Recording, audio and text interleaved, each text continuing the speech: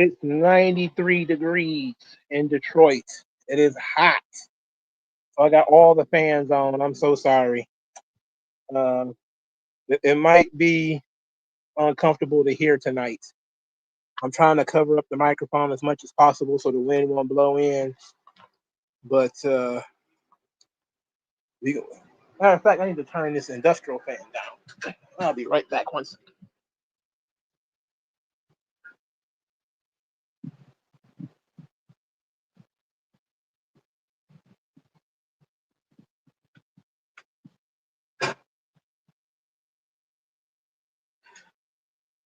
All right. I really am not in the mood to do this, considering what happened a few hours ago with Hulk Hogan passing away. I really want to take some time and reflect a lot on Hulk Hogan. But if I don't do this thing now, it's not going to get done. So I got to go ahead and go through the Q&A. But I'm going to spend a couple of minutes talking about Hulk Hogan, who, I mean, everybody has said everything there is to say. He's the reason most of us are even watching wrestling. He created something that will live forever. You know, the man died, but Hulkamania lived on and will continue to live forever. The man himself might be divisive, but you know, we're all human beings. We're all flawed in one way or another. I would hope people are not defined by their flaws, unless their flaws are such that it's really all they're known for. It's not even a matter of he was a father, brother, son. I mean, that's everybody. But he was a special performer, special entertainer, special character that you talking about hundreds of millions of children. He was Superman with a heartbeat. You know, to think that Superman existed purely on the page, and then you may have had Christopher Reeve for some people, but he was just a human being. When you watched the WWF and you saw Hulk Hogan, you saw Superman in the flesh. You know, you saw 305 pounds of pure energy, motivation. I mean, it was just, to grow up at that time was so unique because Hulk Hogan was ubiquitous. He was a part of the cultural character. He was making movies when I was a child, you know? I'm not talking about No Holds Barred either. I'm talking about he was in like actual Hollywood movies. They weren't any good, but he was making movies when I was a child, man. He was that famous, you know? And I thank Jesus that, well, I should say I thank God, you know, same thing, that he decides who goes to heaven and who goes to hell and not people on Twitter, you know? So I'll say this. I don't take anything that he said personally. I've said that before. I don't take any of the, because just because you hate a race of people, you can't possibly hate me. You don't know me. I wasn't always a fan of Hulk Hogan, the character. I wasn't always a fan of Hulk Hogan, the man. But Hulk Hogan, Hulkamania, that's us. We're the movement. We were what kept him on top for so many years. We are Hulkamania. You know, Hulkamania is no longer one person. You know, it's one of those things that it's kind of like what happened in the comic books recently, where they tried to say, you know, no such thing as no great man. So everybody tries to take a piece of the success of the great man. So you started having this entire team of people around Iron Man, this entire team of people around Captain America. So you can't say that success is just one person, you know? And Hulk Hogan has always been, you know, the Hulkamaniacs. That's always been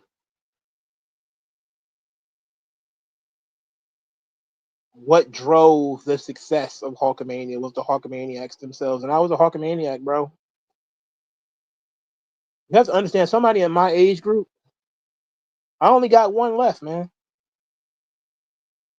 I grew up with Macho Man, Ultimate Warrior, and Hulk Hogan. All three of them are dead.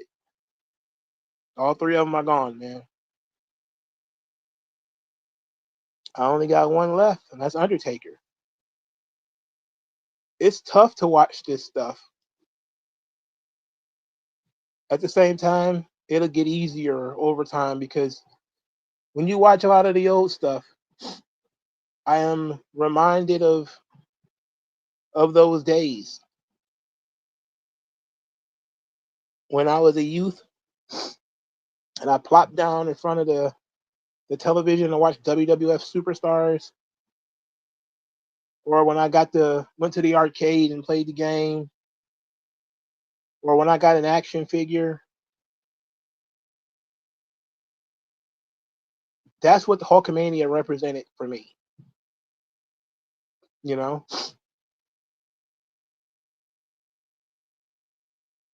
But I may do like a something specifically for Hulk Hogan some other time.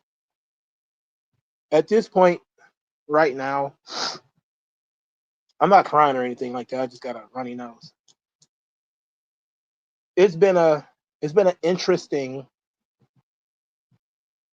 last couple of hours. You know, you watch Twitter, and these people are all trying to get attention on themselves and virtue signal. But it just goes to show the content of their character. That if he was a racist, a lot of these people are proving him right. A lot of these people are subhuman. You know, there are very few people that have ever walked the earth where you should actually celebrate that they died. Hulk Hogan is not one of them. You know, but like I said, man, Hulk Hogan was Superman with a heartbeat. You're watching something that was a comic book character jump off the page.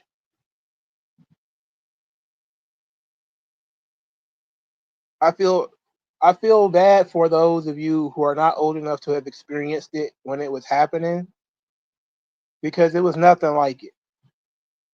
It was nothing like it. The it wasn't quite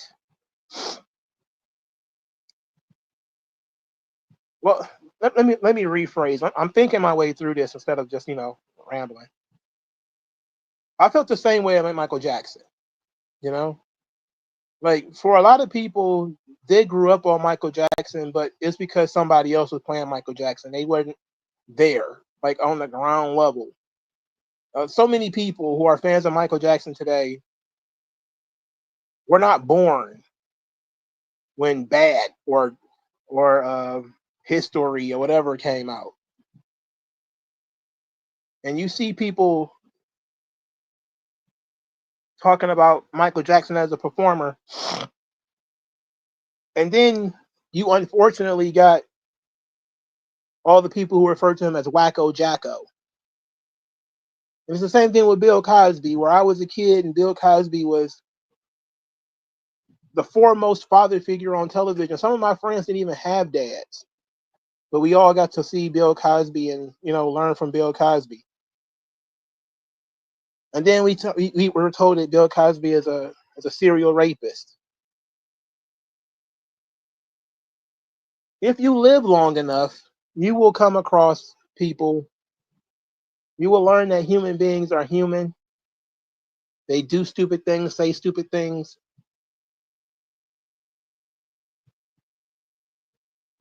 But ultimately,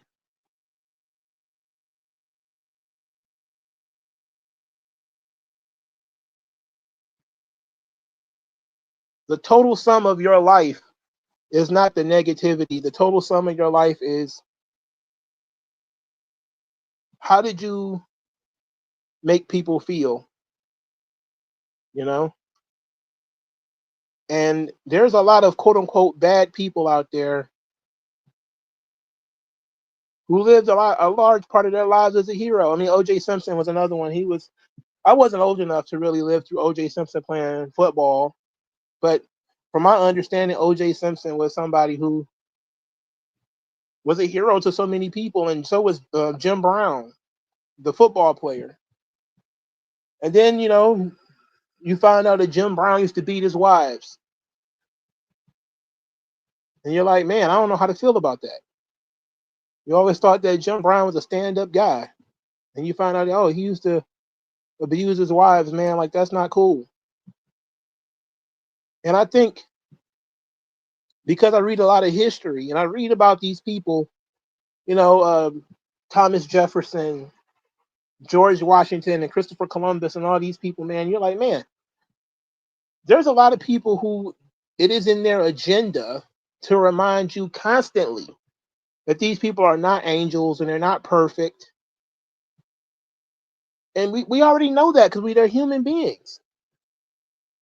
We already know that they're not angels. We already know that they're not perfect. The question is, how important was the life that they lived? How many people did they touch? And what is the legacy that they're going to leave behind? Now, for Christopher Columbus, it's going to be a little bit more complicated. Obviously, there was a lot of dead people behind Christopher Columbus. There is slavery behind Thomas Jefferson. There is rape allegations with Bill Cosby and Vince McMahon, and domestic violence with Stone Cold Steve Austin and Mike Tyson. Rape accusation for Mike Tyson as well. There are no angels. It doesn't matter who your favorite artist is, your favorite entertainer, your favorite musician. They all have something. They all got something. And the thing I don't celebrate people's deaths unless they were truly evil people. And even then, most of the time they're already dead anyway, so I don't care. And I don't wish death on people because I want people to live long enough to find some level of redemption. I would love for people to live long enough to own up to their mistakes, to own up to the errors of their ways, and to try to make amends, as we all should, because we're all going to do something that's going to disappoint people, that's going to upset people.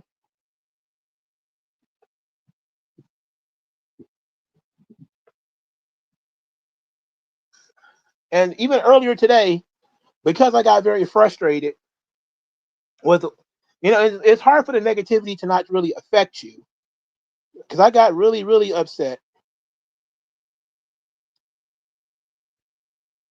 And I went on and people was like, Hulk Hogan was a racist, whatever. And I was like, black people, they rally around like the worst kinds of people on the planet. You know what I'm saying?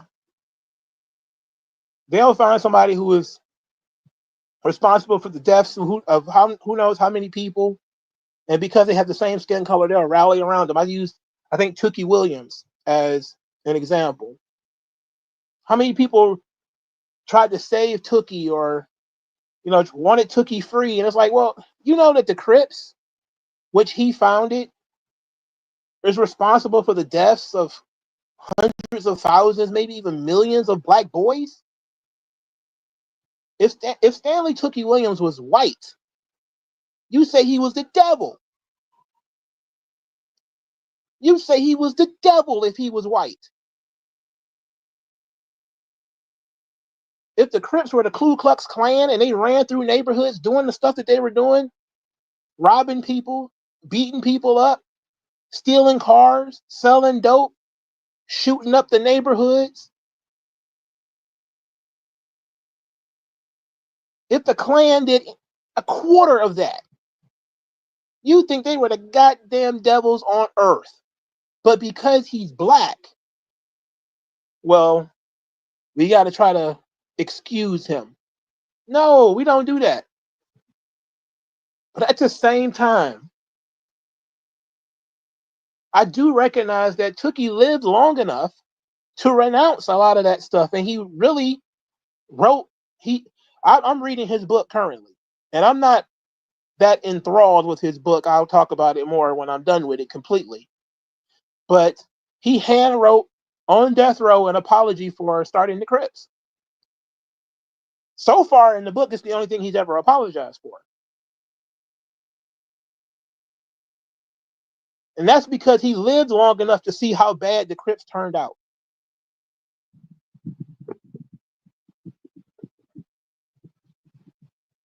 You know, he lived long enough to see how bad it got. And that's truly what I expect. And that's what I would like for myself. And that's what I would like for other people who find themselves in bad situations. I want them to live long enough to realize that the stuff that you said and did in the past was wrong. And go out there and make amends. Go out there and fix it. As long as you still got breath in your lungs, you have an opportunity to go out there and fix it. Now, I can't say whether Hulk Hogan fixed it or not. I can't say whether Michael Jackson fixed it or whether Bill Cosby even can. I'm just saying that people deserve that opportunity. And Hulk Hogan, he had a good decade, 10 years of being booed, 10 years of being trolled on Twitter, of people trying to troll him in person, trying to antagonize him. And he didn't break. He didn't give in. 10 years of people not ever letting up, not taking their foot off your neck for 1 second. And these are the same people who are cheering him being dead today. The same people. They've been doing weird shit like jumping him in the video games with all the black characters, constantly asking Mark Henry and Booker T, what do you think about Hulk Hogan? Booing him when he came on television. All that's fine. All that's fine and dandy. You wanna let him know how you felt while he was alive, to push him to do better, to correct himself. I'm okay with that.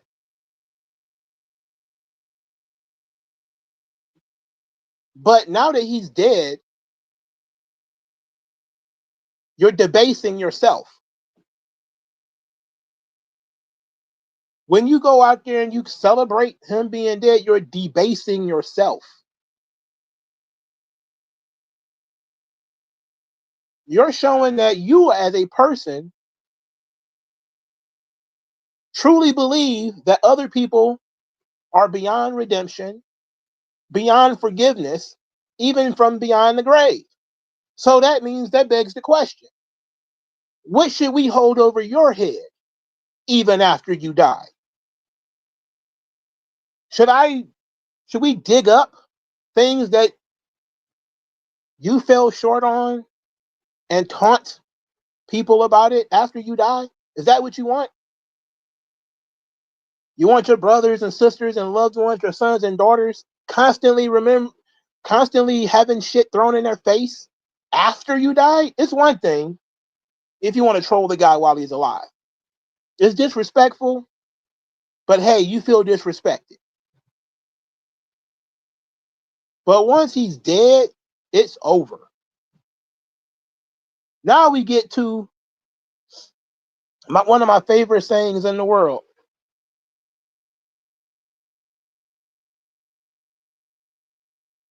It came from The Color Purple, where Seeley said, half the people you hate don't know it, and the other half don't care. And I feel that way. I'm not going to spend my energy hating people who don't know that I exist, people who don't care, and people who are dead. So no, I don't have no hatred for Hulk Hogan. I have no hatred for Thomas Jefferson. These people are dead. Any animosity I have for somebody, it pretty much ends when they die. Because now you're just hurting yourself. Unless you interact with that person, you hating them doesn't really affect their life in any way. I said this literally on Twitter 3 or 4 days ago when it was announced that Hulk Hogan's Real American Freestyle had gotten a deal with Fox Nation.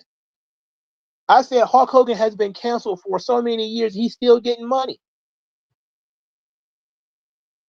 All of your hatred has done nothing to stop Hulk Hogan's financial success. It did nothing. That divorce hurt him financially more than your hate did. So what did your hate do? Did it make you feel good? It shouldn't. How can it? Holding your hate in your heart is like carrying an anchor.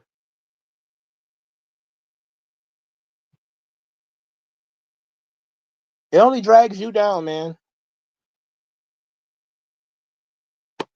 I don't know. I don't know if he apologized to the talent. I don't think it matters at this point. Ultimately,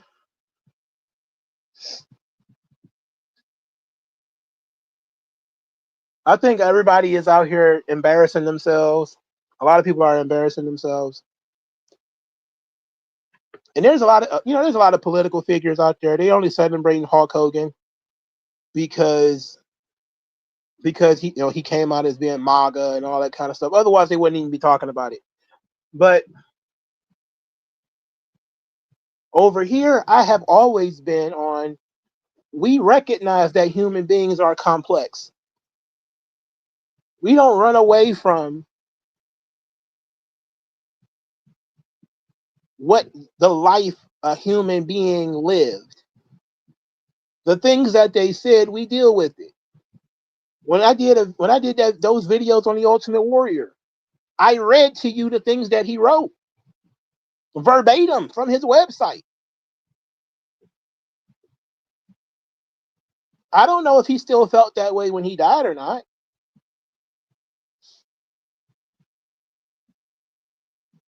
We don't know. We hope he lived long enough to make amends. And maybe he still felt that way. Who knows?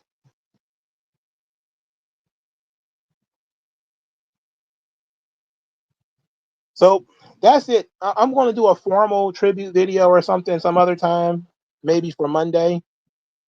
But for now, I got to get to the Q&A. I've spent almost 30 minutes talking about the chaos surrounding Hulk Hogan. Clearly, he's a cultural icon. Clearly, he's a hero. I was a Hulkamaniac as a kid, even though I was more of a fan of the Macho Man. Hulk Hogan was always on my top 2 or 3. It's either Macho Man and Hogan, Warrior and Hogan.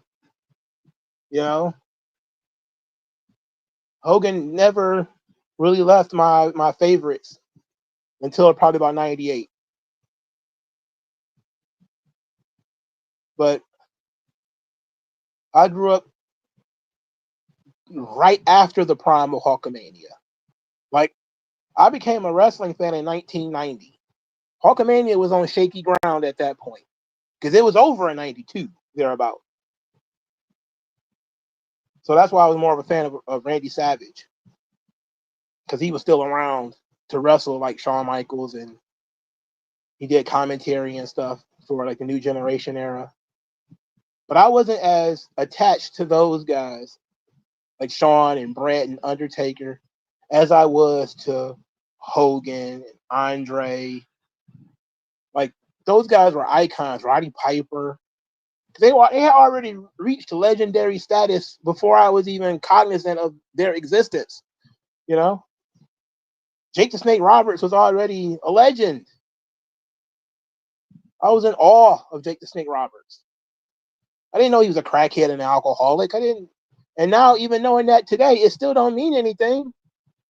Because when I go back and I watch wrestling from the 80s and the 90s, I go right back to being in awe of Jake the Snake Roberts.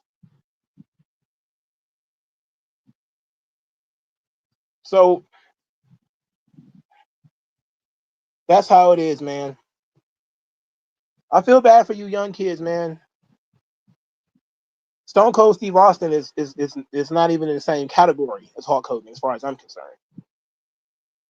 You know, I was a teenager when Steve Austin happened. I mean, there's something special there. The same thing with The Rock. There's a different kind of fandom for them than it is for Hulk Hogan. Hulk Hogan is, again, he's the standard, the blueprint.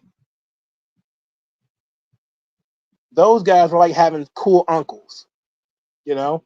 Hulk Hogan was like a father figure. Steve Austin and The Rock, they're like having cool uncles. You know, it's a completely different scenario. You know, when Hulk Hogan gave you the commandments, say your prayers and take your vitamins, you bought into it. You believed it. But this is America. And in America, we love two things: seeing a hero rise and seeing a hero fall. And we've been watching Hulk Hogan fall for many, many years now. Now it's done. The bell has rung. The Hulkster did not kick out. I'm going to probably do a tribute of some kind for Monday. I want to take the weekend to probably put something together. So let's get into this Q&A. All right. Big Armada has 3 questions. Thoughts on Trump turning heel on his supporters over the Epstein files?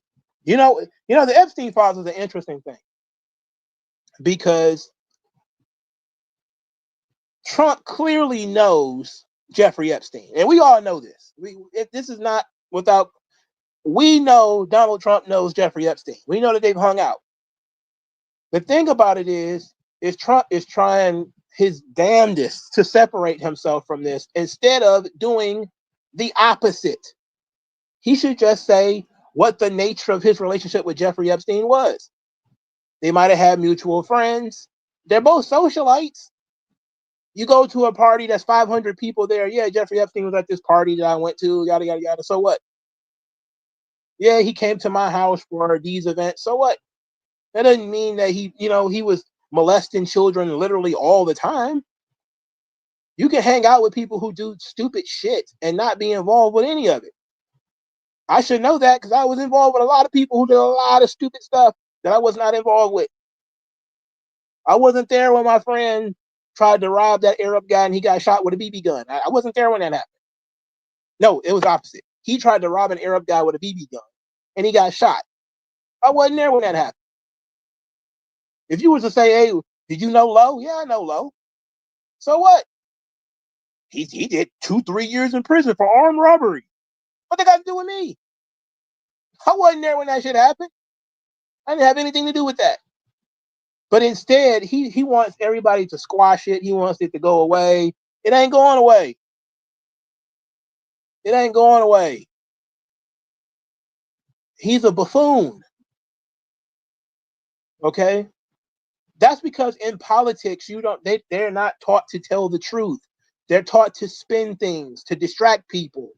No, people are not going to be spun away from this. They're not going to be distracted by this because even if Trump is on that list, they know that there's other people on that fucking list too. We trying to find out everybody who's on the goddamn list. We already know Trump on it. There's pictures of them together. There's video of them together. We trying to find out who else is on there, right? The real reason why they will not release the Epstein files is because Epstein was intelligence. This has been everywhere. And this is the only thing that makes sense. They won't release the Epstein files because he was an agent. Either he worked for the CIA or the Mossad in Israel or somebody. That's the only reason they won't release that information. Whoever Epstein was in control of, it's probably both sides of the aisle, multiple different countries. Like we know that one of the dignitaries from England, I think it might have been the Prince, he was on Epstein's island at one point in time. We know that Bill Clinton was on Epstein's island. Okay? We know that there were world leaders involved with this guy. That's why they won't tell you nothing. That should be pretty damn simple to figure out. They're not telling you shit. Because as long as these people are still alive, they're alive and kicking, they're under control. If they release the Epstein files, then everybody involved is going to have to go down. And who knows what's going to happen? Who knows who's going to take control when that power vacuum happens?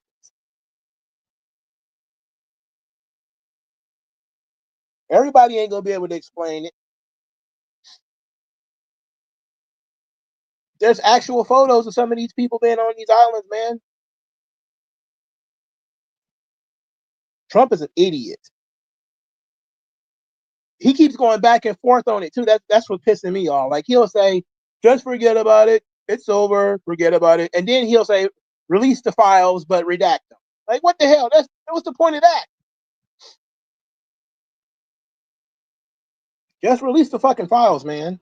Or don't. One or the other. I suggest you release them.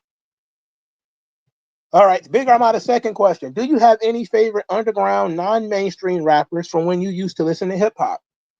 Absolutely. Dead Prez, Talib Kweli, Zion I, Odyssey, Oddisee, Elzhi, he's from right here in Detroit. He was a rapper in Slum Village, Elzhi. He's a tremendous MC, really good MC.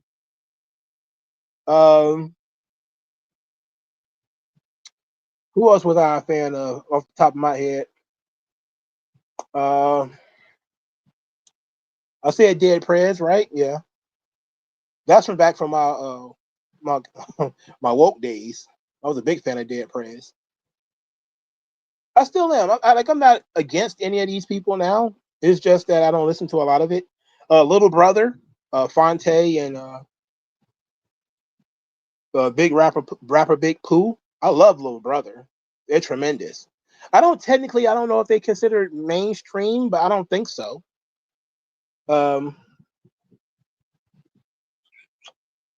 Who else?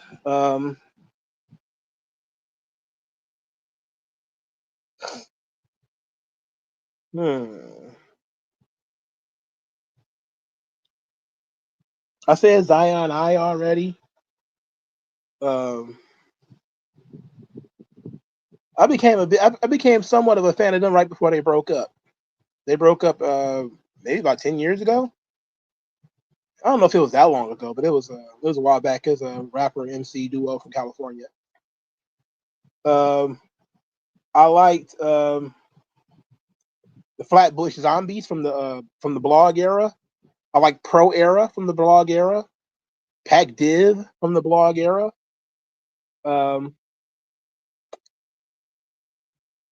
Yeah, I named quite a bit. That was a good one. What's my favorite episode of the Boondocks or my favorite season? Well, my favorite season is probably season 2. My favorite episode of the Boondocks. Oh, if I could only pick one. Oh man, probably Catcher Freeman. I think the Catcher Freeman episode might be my favorite episode of the Boondocks ever.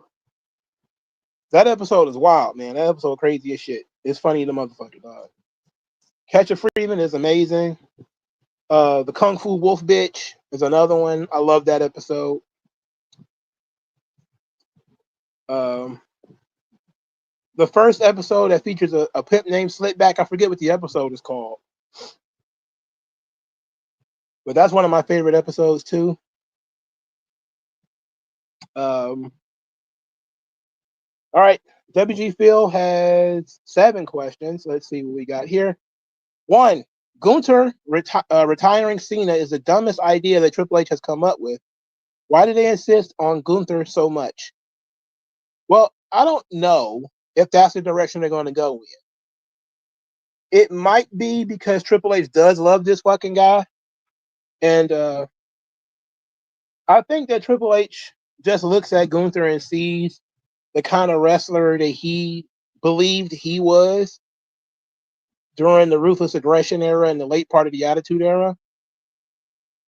And I don't get it. Like, I like Gunther. He's a good wrestler, but this is the WWE. You know, Gunther is kind of wrestler who be a top in Japan or something. It's fine. Like, it's not the worst, but it ain't the best. We certainly could do better. But I don't. We'll see if Cena versus Gunther is the last match. I wouldn't go that route, but I personally probably would have gone with somebody else, like a Randy Orton or CM Punk. But whatever. Maybe Drew McIntyre would be the last opponent.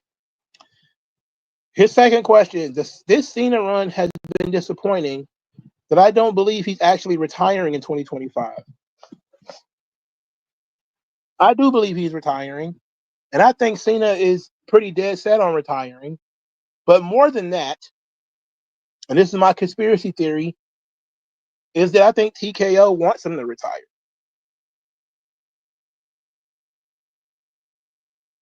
How about that? I think TKO wants John Cena to go away. Why? Because he costs a lot. That's what I think. I think that, because it's no surprise to me that when Vince left, there started being a whole lot of people taking a lot of time off and people virtually on the verge of quitting who had been there for a long time. Like Becky Lynch was gone for a long time. And it looked like Becky Lynch might consider retiring. I'm thinking that TKO does not want to pay these talents exorbitant costs. And they're trying to get the cost of the roster down. Like, I actually do believe the story that they might be trying to get rid of Roman Reigns too. I think obviously they're going to look at it and say we need some of these guys to pop a building when times are down. So you definitely need some of these guys, but I think they're going to look at it and say some of these people are costing us a lot of money, and either we want to give them a pay cut or we're just going to let them go. And I think a lot of these people are at the top. Like, don't be surprised if they don't turn around and they have another retirement tour next year for maybe AJ Styles or Randy Orton or somebody like that. Don't be surprised. 3, do you think Kyle Fletcher would get punished for essentially retiring Adam Cole? Maybe Keith Lee's manager till Vince got ousted wouldn't be a bad idea. No, I don't think Kyle Fletcher is going to be punished for hurting Adam Cole. It's wrestling. It's part of the business. Obviously, he didn't do it on purpose, and he didn't do it because he was reckless. So I don't think he's going to be punished at all. I think that Adam Cole's body is just not up to the task. You know, he's been doing this for a long time. I think he's 36. He's been wrestling since he was like 19 or 18 or something like that. He's been in the game a long time. That stuff starts to add up. So I don't think it's Kyle Fletcher's fault necessarily that Adam Cole got hurt. From looking at what they told me, Adam Cole got hurt. I don't think he did that on purpose. I don't think it was he's so sloppy, he's so fucking stupid that he hurt this man. I didn't look at that, and I didn't see that there. 4, should Jon Moxley get a mental evaluation? It's apparent the blading is coping with his drinking problem. I don't think I want to see him or the Tick Riders on my TV for the remainder of their wrestling career. I would not be surprised if he doesn't have some level of self-harming. Because sometimes people do, when they are self-harming, they find unique ways of doing it. I think wanting to be stabbed in the head for a shoot with a fork is problematic. And I think it's dumb. And I think anybody who suggests it is an idiot. And I think people who allowed it are idiots. But I don't know if he need a mental evaluation. I would imagine he probably had one of those when he went to rehab to see what the source of his drug addiction was. 5, having watched Superman, the theater was damn near empty for the Superman movie. Warner Brothers Discovery bet the house on this movie being a success. So do you think the movie did its job to warrant Super Thought, Woman of Tomorrow, or any other self-insert my brother as C-list character movie shows for the Gunverse? I don't have much trust in Gunn doing solo movies because Superman felt like Guardians of the Galaxy Justice Gang with Superman. For me, it did not. For me, I looked at this movie and I didn't say it was a great movie. They used it as a platform to launch some other stuff, but I don't think that the other stuff was that interesting. I didn't walk away from this movie wanting to see more of Mr. Terrific or Guy Gardner or Hawk Girl or Crypto the Superdog or Supergirl. I didn't walk away with wanting to see any more of these people. That was the opposite of Guardians of the Galaxy. Opposite of the Marvel movies. It just goes to show that DC wants to copy Marvel more than it wants to make good movies. Just focus on making good movies, man. Focus on making good movies first, and then you can figure out how to fold these things together. His 6th question: what is so bad about the big beautiful bill?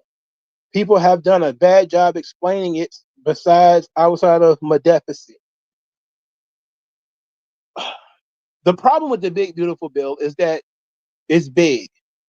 The difficulty in explaining it is because it's an omnibus bill that has so many different things in it that there are going to be things in it that you like, but there's also going to be things in it that you don't like. There is a lot of spending in it. So for a lot of people who are small government, they're saying, wait a minute, let's take this spending stuff out and deal with that separately.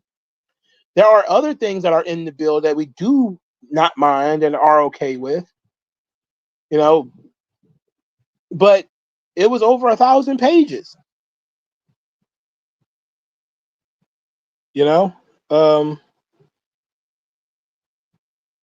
an interesting thing because having to go through it is very tedious, and it's obvious that no senator and nobody in the House read it, and we're stuck with it. So we'll see what happens.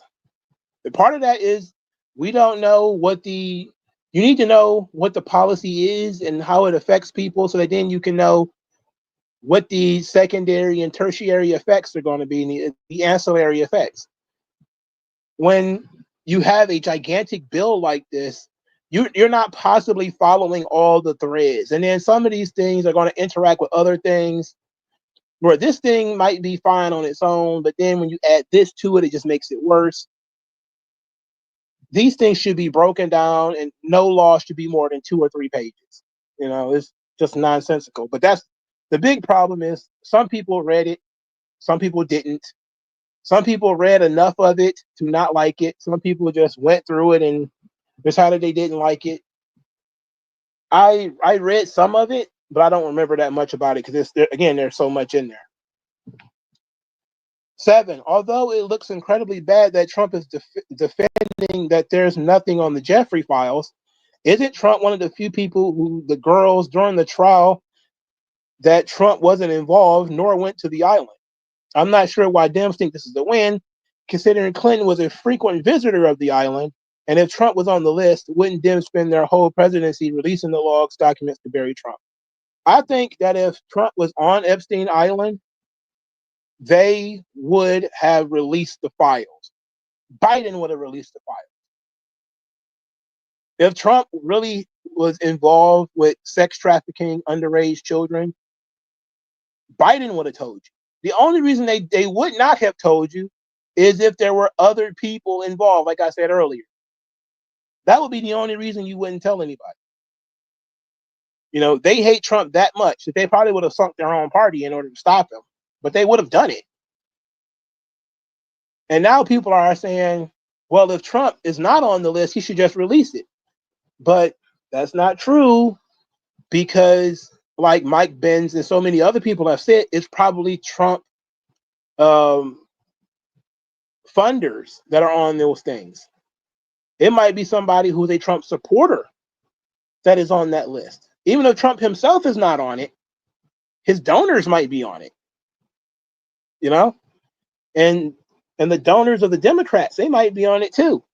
It's not, see, that's the thing about somebody like Epstein. It's not going to hurt just one party. It is not just going to hurt one country. This guy had connections all over the world. That's how you know he was probably working for some government, because the guy had no skills and no real education, but he had connections. All these people knew him and were giving him money for a reason. These guys are just protecting their donors, man. Don't expect those Epstein files anytime soon. You see, when Trump said to release them, a Democrat judge said don't release them. That should tell you right there is a uniparty thing. All right. Darren Styles has 7 questions. 1, what is your opinion on the UPN channel? UPN was cool when I was younger. It was okay. It was just, I just watched it to watch SmackDown. I didn't really watch anything else on UPN. I was never really a guy who sat down and watched too many sitcoms. All the sitcoms and stuff like that I watched were older. So I didn't really watch a lot of modern sitcoms or things like that. So it was fine. It was just a place to watch SmackDown as far as I'm concerned. 2, why do actors like Jaleel White have a problem with certain roles that they've accepted? Don't they know that they were chosen because they were the punchline? I think that Jaleel White wants to be seen as a serious actor. And that Urkel probably hurt his prospects in the future. I'm not sure that he's done anything else, if we're being honest. But everybody has a role that they're known most for. You know, Malcolm Jamal Warner just passed away. And I said, like, I know that guy was in so many other things. You know, I know he was famous for, he acted in several movies. He had another TV show, but he's always going to be Theo Huxtable to me. That's all he will ever be, is Theo Huxtable. That's unfortunate, but that's how it is. And Jaleel White, I don't think he's did anything else. He's always going to be Urkel. When you're that popular in one specific role or something like that, that's what it is. Number 3, did the comic book industry collapse in the 90s? Yes. Marvel almost went out of business, actually. There was a comic boom because a lot of people were buying old comic books from past generations. And a lot of those were because those comics had been destroyed. So like, I think like during World War II, they were pulping a lot of old comic books for paper. And so they were like collecting comic books and destroying them. So what that did is it created scarcity for certain issues of comic books. And that made those comic books worth money. So in the 90s, there was this huge boom that new characters and new comic books were worth a ton of money, were going to be worth a ton of money and that you could invest in them. And if you got like Spawn #1 or something like that, then it would be worth a ton of money in 30 years. The problem is they printed so many copies of Spawn #1 and they didn't take any out of rotation. So it wasn't really worth anything. It wasn't worth shit. And so when people figured out that these comics weren't worth a damn thing, people stopped investing in them, people stopped buying them, and then the crash happened. So yeah, it did happen. It was a hilarious time, I can tell you that much. 4, my little cousin got a sticker that says my birth year 1998 on it. It says that she's living a Y2K aesthetic, but she scoffles at DVD. How come so many young people are trying to live like in the past?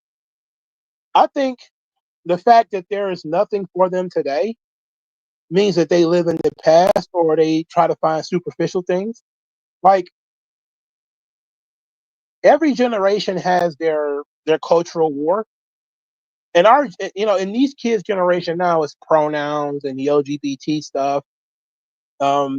Just a few years ago, it was, back when I was a kid, a lot of it was hip hop. They were living and dying on hip hop because the old people didn't get it and they were trying to destroy it. They were saying it was the devil's music. They were breaking Snoop Dogg CDs in the street. They were trying to ban 2 Live Crew, and all we wanted to do was listen to music, man. And then before that, it was rock music, the metal and all that sort of stuff. And then it was Vietnam in the 60s. It was revolutionary shit and the civil rights stuff from between the 50s and the 70s. So some people they get attached to certain aesthetic. Obviously, like you said, the Y2K stuff became a really big deal in the late 90s. Everybody thought the world was going to end. And that was sort of a major cultural thing in the 90s. But I see a lot of people, like I say, a lot of black people live in the 60s. Like they constantly talk that revolutionary shit about being a revolutionary. They're constantly quoting people who've been dead for 40 years and all that kind of stuff. It's like, I don't know, man. I don't know, man. But I think it's because they don't really feel attached to their current culture, so they go back in the past, you know. And it's unfortunate that people feel that way, but as they don't have friend groups and stuff like this today, outside of Facebook or TikTok or Twitter, these little communities that they created online, they don't have real friend groups. That's another big issue that I think we have with our young people. They're becoming more and more atomized. They're becoming more and more isolated from each other, which is a problem in the long run. 5, what happened to great black sitcoms? P.S. My favorite was the Wayans Brothers. The Wayans Brothers was okay. I mean, I didn't love it, but I liked it. Great black sitcoms. It's unfortunate what happened to them, but I think what happened is that black sitcoms in the past, way back in the past, they were creations of white people. Like white people created Good Times and Sanford and Son and the Jeffersons and all that stuff.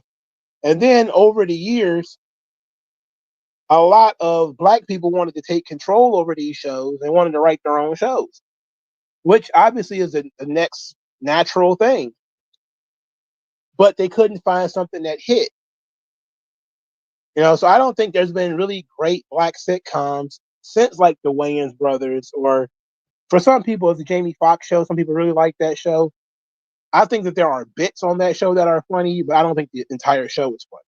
I do think that there are certain things that are on the show that are funny. But I think it's the same thing that kind of happened to comedy in general, where people are afraid of trying to be funny because they don't want to offend. Where back in the past, they didn't care if people were offended. It was all about being funny, right? And now you have to tiptoe around things because you don't want to be offensive. But I also think people just don't invest in black comedies anymore. All the black TV shows today are basically like BMF and Power. Well, either that or it's some Tyler Perry shit. It's would be nice if we had something interesting on TV. We need like a Rock or an Amen or something like that on TV today. 6, how do you feel about the WNBA players saying they're going to sit out if they don't make the exact same money as the NBA players? I want to steel man their position. They don't want to make the same exact money.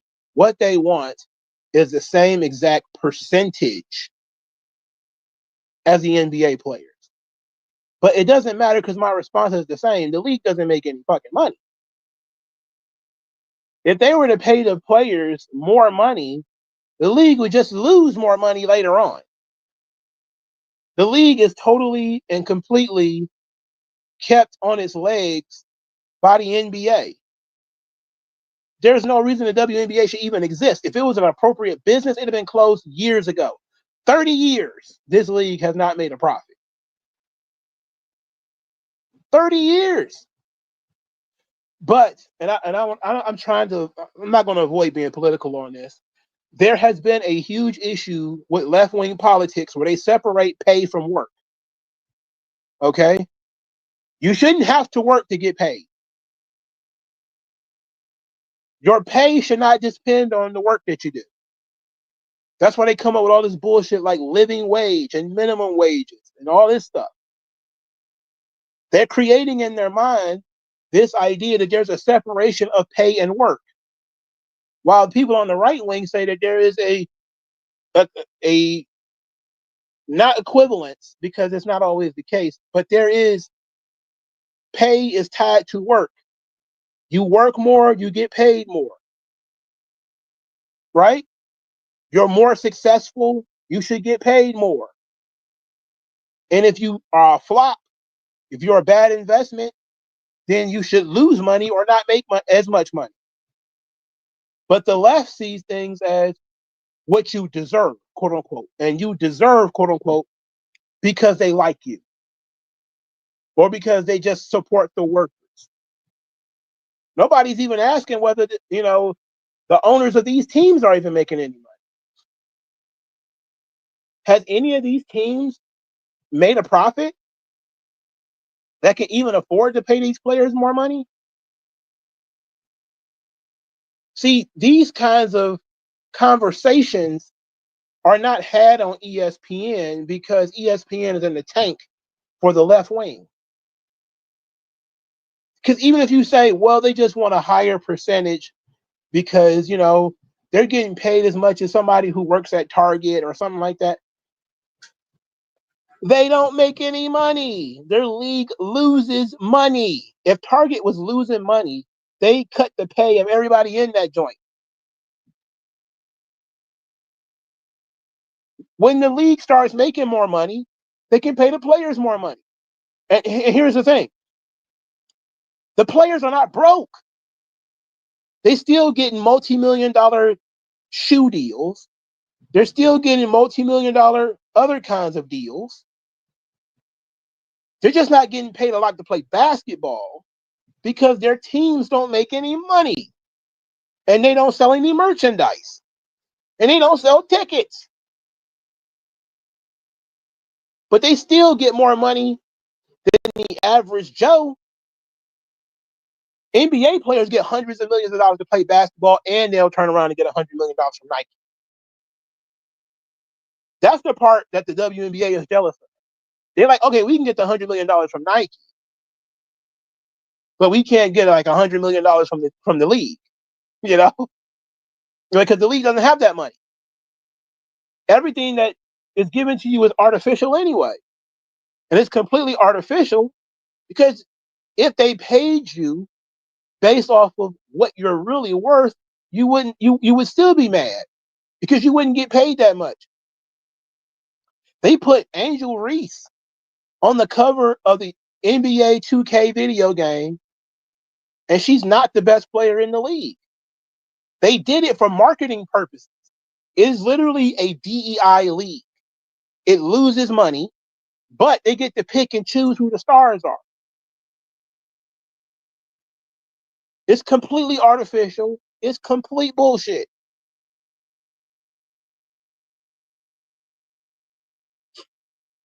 So, who cares? 7, why do you think that the black family reunions are on the decline? Personally, I blame black dysfunction within the family. I saw an article recently called it was like the cousin drought or the cousin something like that. The great cousin decline or something like that, where a lot of people don't have cousins anymore. And that's because so few people are having children. And I think that's probably why you don't see a lot of family reunions. Another issue is usually family reunions are put together by older family members who keep in contact with multiple different generations of their family. For instance, my grandmother on my mom's side, she kept in contact with her family in Mississippi, her family in Ohio. She had her grandchildren. She knew her great uncle, great nieces and nephews. She knew all of them. She called them all the time. She constantly was in contact with them, and so she could set up a family reunion. When she died, nobody else was in contact with those people, and if they were, it was enough to call them on the phone. Like my mom still is around. She can call. You know, my grandma had 5 children. 3 of them are dead. Now it's just my mom and her little brother. They're the only 2 still around. And my mom doesn't keep in contact with her uncles, and she doesn't have constant contact with her cousins. And I don't know any of those people. So once my mom is gone, I don't know any of those people. I'm the oldest from my mom's children. I don't know them. So if I have a family reunion, it's just going to be the kids I grew up with. And I don't even, not even in regular contact with them. But I think the biggest issue, not just that we lost the people who were the glue, usually the grandmas, let's be honest, big mama, is that Facebook keeps people in contact. So they don't need to go to the park and see each other anymore. Now, if you got a cousin in Ohio, you can just go to his Facebook page and say, "Hey, what's up? How you doing? Yada yada yada." As opposed to in 1998, you didn't know the nigga was dead or alive until he showed up at the park. You didn't know if he was in jail, who got a new baby. You know all that stuff now from Facebook and Instagram. You don't need to go and hang out and spend a bunch of money on ribs and macaroni and cheese. If you're worried about your cousin from Mississippi, you just go on his site. You know your entire family because you know this one cousin and you know his brothers and sisters and his children, and you just start following everybody on Facebook. Now you can have a family reunion in the comment section. You don't need to leave your house, right? Okay. Deontay Belladonna says, "Can you name some matches that are 5 stars to you?" Okay, look, I'll entertain this, but generally speaking, I don't like putting numerical things on uh, on this whole thing because you have to be consistent. But Shawn Michaels versus Kurt Angle is 5 stars to me. Tremendous professional wrestling match between 2 amazing performers. Great build up. The action was tremendous. Great finish. First time ever they had even touched. The crowd was super into it. To me, that's a 5-star match. The Rock versus Hulk Hogan, WrestleMania 18, 5-star match. Tremendous emotion, crowd engagement. Everything was tremendous. The first Kurt Angle versus Samoa Joe match, tremendous. Absolutely fantastic. Great action. Crowd was deeply into it. Great moves. Everything was crisp. Um, Kurt Hennig versus Nick Bockwinkel. Oh, what year is that? 1986, 87. It was one of those. I can tell you which match it was. It was the match where Hennig won the title because he punched Bockwinkel with a handful of quarters. Fantastic professional wrestling match. Most Nick Bockwinkel matches are better than pretty much any match on television today. And he was in his 50s when he was having these matches. So he was had like fantastic matches with like Lawler too. Okay. But that match with Kurt Hennig, I watched that match so many times because it was so fucking good. There was a Kevin Von Erich versus Ric Flair match. It's on Mid-South Wrestling. I forget what year it is. I want to say 1983 or 4. It was before Kerry died. It was Kevin Von Erich versus Ric Flair. It happened on TV, and it ended in a time limit draw. Phenomenal professional wrestling match. Ric Flair versus Barry Windham.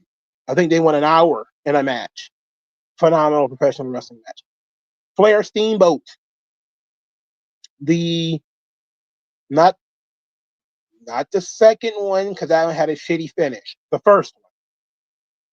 Okay, the first one and the third. The third one was 2 out of 3 falls. That one was pretty good. The first one. I think that's Chi-Town Rumble. That was the first one. Is that Chi-Town Rumble? Oh, Chi-Town Rumble, the third one. Fuck. But the one where Steamboat won the belt was fantastic. But the third one was okay too. The second one was kind of I didn't like the finish because that's the one when Steamboat pinned Flair, but Flair's foot was under the ropes. I didn't really care for that. It was kind of janky.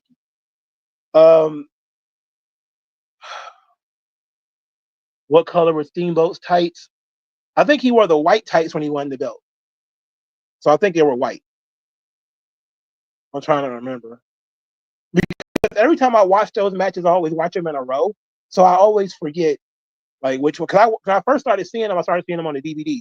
And they're all on the DVDs. I just watched like all 3 of them in a row. I can never fucking remember what event it was on. But I think he won the second match. I think those were green tights when he was in the second. I think he was wearing white for the first one. Oh no, I think he was wearing red in the first one. Was it red or was it white? It wasn't green. Oh shit, that's gonna stick with me. All I know is Steamboat won the fucking belt. Okay, I was very excited because I didn't know Steamboat had been the champion when I first saw that. That's what that sticks with me, you know. But it was also just a phenomenal professional wrestling match. Flair and Bruiser Brody. I saw that one on YouTube actually. They went like an hour in St. Louis. This was in 1986, 87, thereabouts. That one was really good. And Bruiser Brody wasn't really known for working long matches or having good technical matches, but it wasn't really a good technical match. It was just Flair working his magic, you know.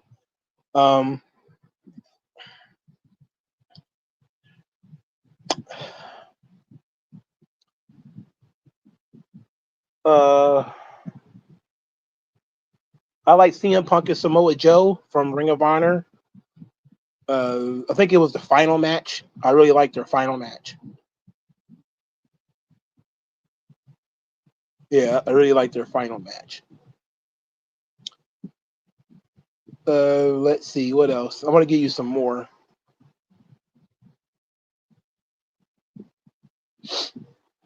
Y'all trying to troll me with the Goldberg Undertaker thing? No way.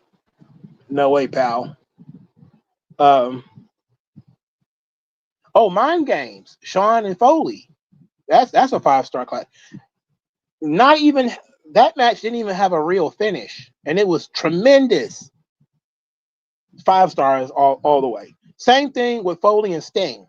That one was Beach Blast, if I remember correctly. The no holds barred match they had. Was it Falls Count Anywhere? It was one or the other. But it was tremendous. That was the blueprint for his match with Shawn Michaels, Mind Games. Sting and Diamond Dallas Page on television. Their they had the same finish in both matches, which I didn't like. I'm going to go with the first one, Sting and DDP, because DDP was a heel for the second one, but Sting beat him for the belt in the first one. I think he beat him for the belt in both of those matches, but they both were on Nitro. But if you can go watch DDP versus Sting, those are my favorite WCW matches. Obviously, Eddie Guerrero and Rey Mysterio, Halloween Havoc 97. There was also Ray and Dean Malenko, which I believe was Great American Bash, was another one.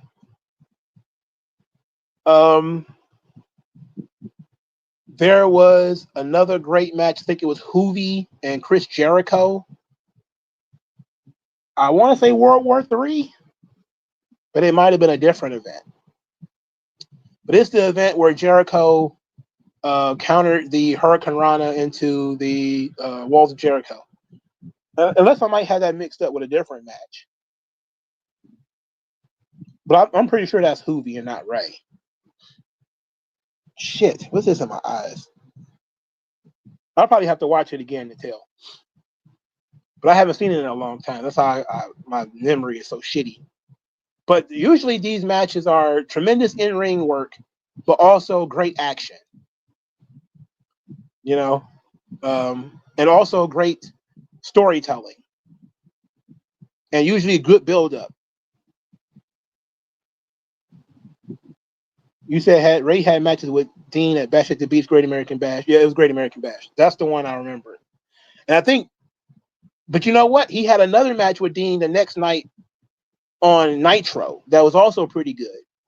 So I want to make sure I don't got those two matches mixed up. But I'm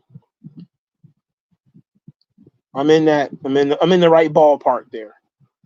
But I know it was Rey Mysterio versus Dean Malenko. I just don't know which one. Dean versus Eddie, the ECW match, the time limit draw was pretty good.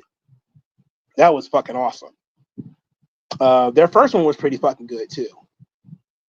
Dean Malenko versus Too Cold Scorpio for the TV belt was fucking good as well. I believe we should be talking about I don't want to say the first one, because those matches run together for me too. When they put those matches on DVDs, they put them in there like together. So it's like I'm trying to remember them, but if they were back to back or something like that, then they might run together. Taker versus Shawn at WrestleMania 25. Yeah, absolutely. The first one was tremendous. I don't think Undertaker and Shawn Michaels had a bad match. But in terms of classic, yeah, WrestleMania 25 is the classic that they had. But I do remember also, of course, Bad Blood, the first Hell in a Cell match. But then you had, I also really liked the Ground Zero match. Because as a youngster, we were finally getting Shawn Michaels versus The Undertaker. I was excited as fuck about that. I was excited as fuck about that, bro. I was hyped. I was locked in on that one. I was all in. Okay.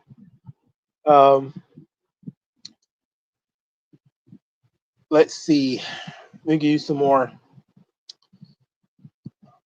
Let's go with Japan. Let's not go with Japan. I can tell you this. There is a match between the Great Sasuke versus Ultimo Dragon. I don't know what fucking, I think it might have been War. So that would have been 94 or something like that. Where they had this really tremendous match. Again, I primarily am a big fan of the Lucha Libre style in Mexico and Japan. So a lot of Liger and Great Sasuke and Ultimo Dragon. But I was a big fan of Kenta Kobashi versus Stan Hansen. They had great matches together. But I forget which one of them it was, but there was the one when Hansen gave him the lariat and he went over the top rope or something like that. I think he did it from the inside out or something to that effect. and still and won. 'Cause I think Kenta beat him on like his third or fourth try. But that was tremendous. I'm a big fan of Kenta Kobashi, so because he shows passion, he shows fire, he's intense. I'm a big fan of that guy, but I can't. I'm not allowed to sit here and try to come up with what specific match because I don't know that stuff off the top of my head. All right, the M Studios, what's up? He just popped on the screen too. How about that? Question 1: what made Hulk Hogan a great babyface, possibly the best babyface ever, compared to a lot of other babyfaces? Can the classic aspirational babyface hero still work in 2025? How can you book it that in a way where fans won't turn on you, e.g., John Cena? Well, I can tell you what made Hogan work is he embodied a lot of the era, right? Hogan was muscles, faith, the American way, and the villains were larger than life. They were monsters. They were foreigners. They were freaks. And then you had Mr. Wonderful Paul Orndorff, who was just a jackass, right? But a lot of Hulk Hogan stories were about Hulk Hogan being a good-natured galoot, and then he gets betrayed by scumbag Paul Orndorff. Then he gets betrayed by Andre the Giant. He slays like the mighty Kamala, that sort of stuff. The aspirational babyface can work. The problem is there are going to be a lot of people who are going to be like, ugh. And you see that kind of with the Superman movie today, because so many people are like, kindness is punk rock. And then other people are like, ugh, that's gross. And then other people are going to be like, well, I see why he would say that. But yeah, man, you need to, in order for Hogan to work today, you need to have a hero that stands for something, that has values, that enforces those values, like John Cena used to. And that's why people like John Cena. It was just in vogue to hate John Cena. They never really hated him. And if a character has values and he doesn't break his values, he sticks to his values, he wins. The villains are set up in a way that they challenge him and he has to overcome them. I think it could work. I think somebody just has to dedicate their time and energy into building that aspirational hero. And it's hard today because we used to have a set of values in this country that brought everybody together. That doesn't exist anymore. People will find a reason to get divisive over Mr. Rogers. Like, people are still yelling about Sesame Street because now Sesame Street has been, co-opted. But people used to galvanize around Sesame Street. But like, it was always, okay, the Democrats and Republicans are arguing about this or that or whatever. But you could go watch Stallone shoot up a bunch of Russians or whatever, and everything was great. But now people will be like, that's political because you're killing up a bunch of minorities or whatever the fuck, right? So you can't do that. So until we get some values that bring us all together, it's going to be hard. It's going to be hard because tolerance for some people is a great value, and I value tolerance as well. But there are certain things that people will test you with that tolerance. Like, they will do kink shit in the street. Like, I can tolerate people being gay. I don't have a problem with people being gay.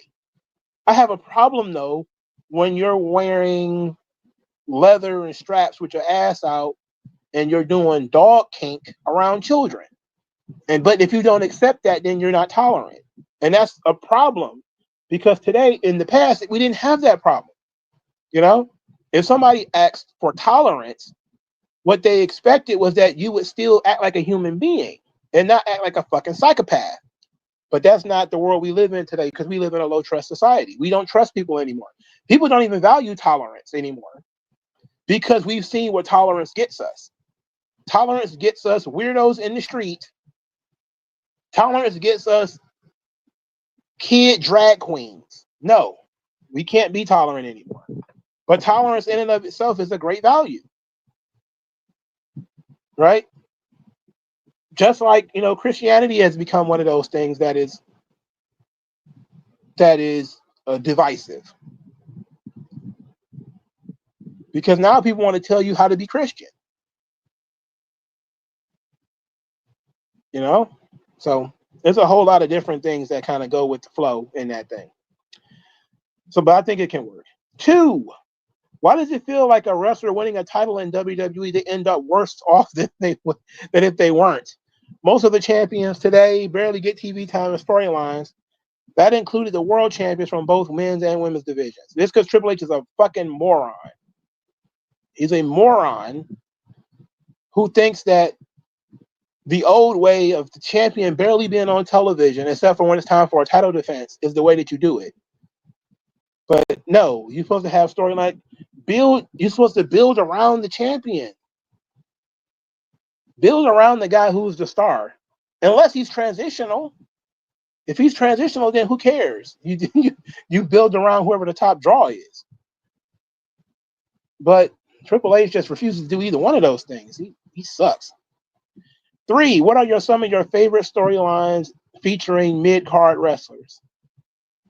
Oh, okay. The Chris Jericho, Rey Mysterio feud over the Intercontinental Championship, where they ended up with the mask versus title match. I thought that was tremendous. That was great. Technically, we can say they were mid-card guys, even though both of them became world champions later on. I was a big fan of the Ahmed Johnson Farouk storyline. I've talked about that extensively. I'm a big fan of that storyline. I loved it. I thought that was great. The Chris Jericho calling out Goldberg storyline. Jericho 3, Goldberg 0. I thought that was fantastic. I liked that storyline. That was good. That was good shit.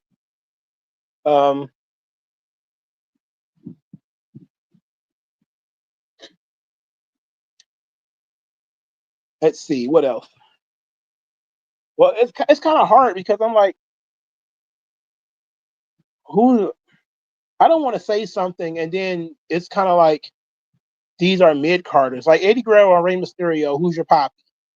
It's like, is that really a mid card storyline? Because Eddie Guerrero was a former world champion at that point, and they were main event in SmackDown sometimes. So, like, is that really? Are they really mid carders? Like, Eddie wasn't the champion, but fuck, he was just a champion like a few months before this. So but I really was a big fan of that. I almost said I was about to troll and say Angle and Booker T, but I don't think anybody would have believed me. Oh shit. Technically, the Legend Killer when it first started was kind of mid card because Randy was on the upswing. He hadn't really cracked to the main event yet, and that led to his great match with Mick Foley, which I will also say is 5 stars, by the way. Foley and Randy Orton at Backlash.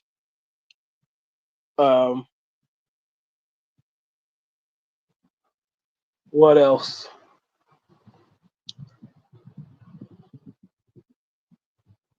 Let's see. What other storylines can I cook up? Undertaker and Kane is not mid card, but Undertaker and Kane was great. Undertaker was never a mid carder in a traditional mid card sense. He wasn't in the main event, like closing the show. So I guess technically it was mid card, but that's one of them.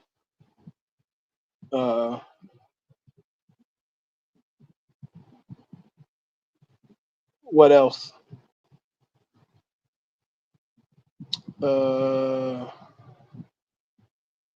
Oh yeah, no. Technically, that's not mid card either. I was about to say Owen and Shawn from '96, but that's technically not mid card either because Shawn won the Royal Rumble, so that wasn't really mid card either.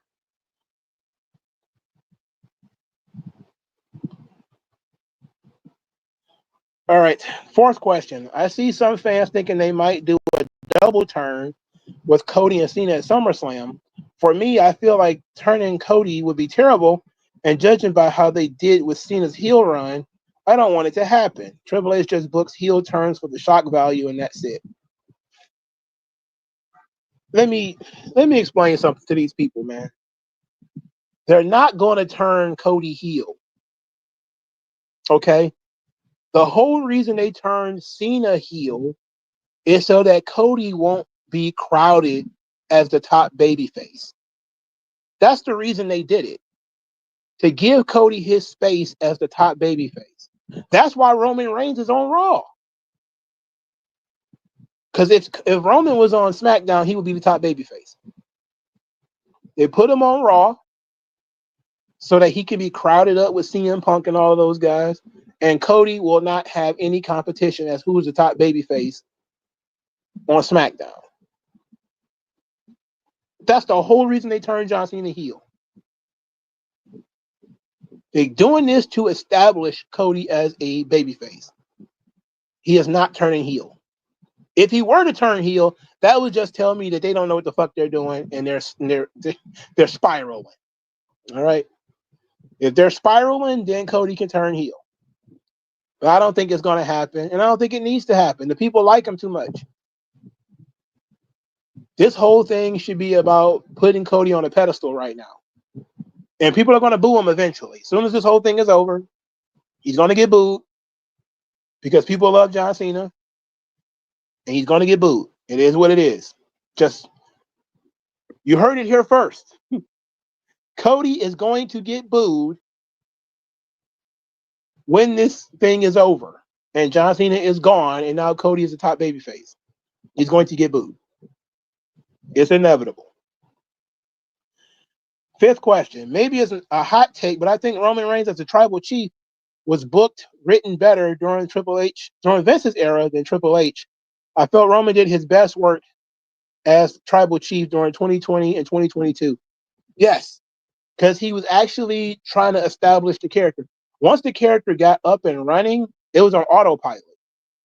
He didn't have to do that much anymore. But as they were laying the foundation, both him and Jay were doing a whole lot of work. As the right-hand man and the tribal chief and all that, that was really good shit. But once the momentum started, it basically kept on its own. It got bigger when they added Jimmy. It got bigger when they added Sammy. But yeah, I agree, actually. And I think part of it is because he became less frequent on TV when Triple H took over. But I'm interested in wondering how Vince would have ended that angle, though. I'm really interested in how he would have ended that angle. 305 Johnny, he says, in your opinion, what is the biggest WrestleMania main event miss out? Hogan and Flair. Hogan and Flair. Maybe Savage and Bret Hart. Maybe Savage and Shawn Michaels. But the one that we were very, very close to getting that we didn't get was Hogan and Flair. And I think it didn't work because it was in a place like Minneapolis. Not Minneapolis, I'm sorry, Indianapolis. And because it was WrestleMania 8 that was supposed to happen at. If they were doing that in Madison Square Garden, it'd have drew. If they were doing it in Atlanta, it'd have been massive. If they did it in Flair country, it would have been huge. And that's exactly what WCW did. WCW did Flair versus Hogan in Flair country, where Ric Flair is a guaranteed draw. Vince did it in Indiana. He didn't do it in Flair country. And that's why they will say like Flair wasn't a draw, because he didn't draw up in the North and in the Midwest and stuff like as strongly as they would have expected. If they did it in St. Louis, it might have drew, because Flair was big in St. Louis. But if they did it on the West Coast or something like that, maybe not so much. If they did it in like Chicago, it might have did well, because Jim Crockett Promotions went as far as St. Louis and Chicago. Those were pretty decent. He did Starcades in those areas. So it was technically safe. But if they did it like Deep South, Atlanta, New Orleans, or something like that, it'd have been huge. It'd have been huge. If they'd have did it in the Carolinas, it would have been massive. It'd have been massive. But they had to give Flair the home field advantage to get the people to come out. And I think that having WrestleMania in Indianapolis really hurt that match. Vince being stubborn and not letting Savage wrestle Shawn, I think was a problem. I think that was supposed to be WrestleMania 10 that Savage wanted to wrestle Shawn. That was Madison Square Garden. That could have main evented the show, especially since the Royal Rumble and all that stuff was kind of weak because they did the double finish on the Royal Rumble, and Yoko wasn't really a strong drawing champion anyway. If they'd have did Savage versus Shawn, now we wouldn't have got the ladder match, which is part of Shawn's mythology, but we would have got Shawn versus Savage in Savage's last WrestleMania match. That would have been fucking huge. That would have been fucking huge. That would have been big. Or if they would have done it at 11, that would have been great too. They probably needed it at 11. They needed it a lot at 11. But Hogan and Savage Hogan and Flair is number one in my book. That was a match that we could have gotten that we never got. As far as WrestleMania main events, I personally think that we never got Hogan versus Jake the Snake Roberts, which should have been a big money WrestleMania main event, but we never got it. And I'm not sure when we were supposed to get it. I think it was in the 80s where Roberts was at his biggest, most over. But you weren't going to get it in 87 because that's WrestleMania 3. And WrestleMania 4 was 88. And they was tied 3, 4, and 5 was all tied together. And I don't mess with that. WrestleMania 3, 4, and 5 is all tied together. So you can't touch that. So it had to be WrestleMania 6. But that was the Ultimate Warrior. And 6 and 7 are tied together because of Warrior and Hogan and then Warrior and Savage. So you can't mess with that. But WrestleMania 7 was Hogan and Slaughter. You could have put Jake the Snake Roberts in that spot. Not to completely disrespect Sergeant Slaughter, but I don't give a fuck about Sergeant Slaughter. That heel turn was probably a few years late, if we're being honest. But I think there was still some steam in Jake Roberts that it would have worked in 1990. I also think it was supposed to have been Kurt Hennig was to work with Hogan at that year too, but they didn't work out. He ended up losing to like fucking Brutus the Barber Beefcake. Ugh. But yeah, Hogan and Flair for sure. The Generate Sharingan has 5 questions. Says 1, what are your thoughts on Shawn Michaels? Is he one of your GOATs or are you a critic of his? Shawn Michaels is unequivocally one of the GOATs. I'm a huge Shawn Michaels booster. I suggest people watch Shawn Michaels matches from Superstars, where he was having better matches on Superstars versus the 1, 2, 3 Kid, Justin Hart Bradshaw, and guys of that level than some people are having on Raw today. His match with Jeff Jarrett that he had at that No Way Out in 95 when he won the Intercontinental title back was tremendous. How they didn't revisit that when he won the belt on Florida, they wouldn't revisit that. Shawn was just a unique performer. The only thing is sometimes they did stuff that didn't make sense. Like when he super kicked Sid 3 times in a row and beat him on like regular TV, like that was nuts. Like when he beat Yokozuna on regular TV with 1 super kick, that was crazy. I mean, that's why I get so frustrated with guys kick out of finishers and stuff today, because Yokozuna is literally 3 Shawn Michaelses and got beat by 1 super kick. Like it was nuts. And I even thought it was bananas at the time when I was a kid. I thought it was bananas.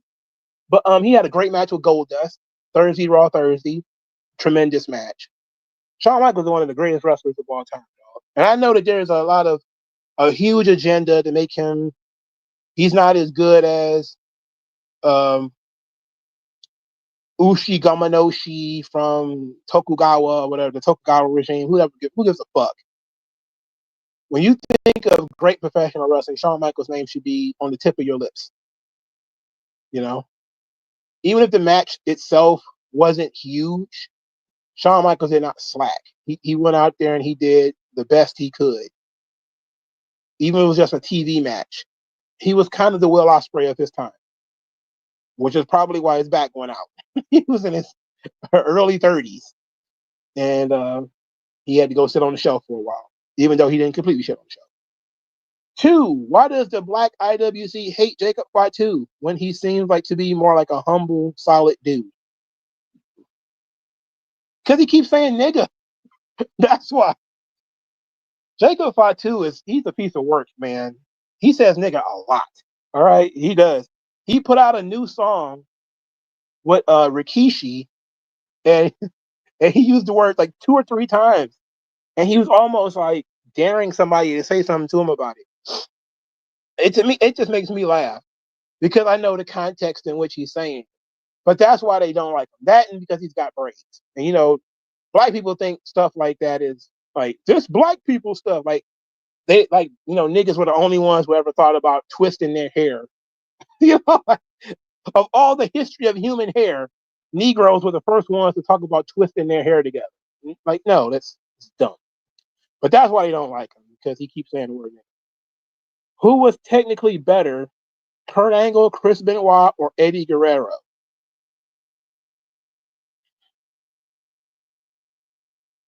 The answer is Eddie Guerrero. Because Eddie could do what Chris and Kurt could do, but they couldn't do what he could do. Kurt Angle had tremendous charisma. He had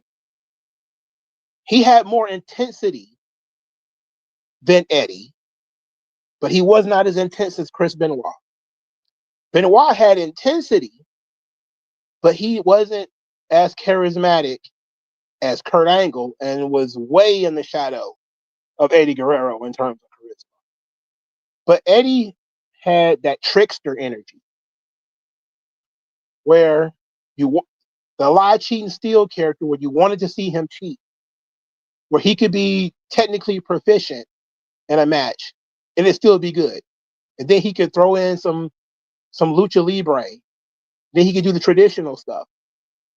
And then he could just do antics that he learned from his brothers, like the crawling around on his knees and kissing your boots and all that kind of stuff, begging off.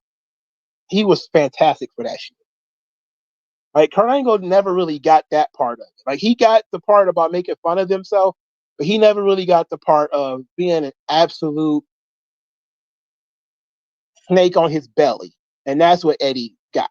Eddie understood that. And that's because he grew up in the business. So he completely understood that you cannot wrestle with an ego, And Eddie seemed like he never had one. But Chris was a machine. He never really interacted with the crowd. He didn't really interact with the camera. And this is a televised wrestling show. Eddie loved the camera. He would do stuff that was specifically for the crowd and for the cameras, which is genius.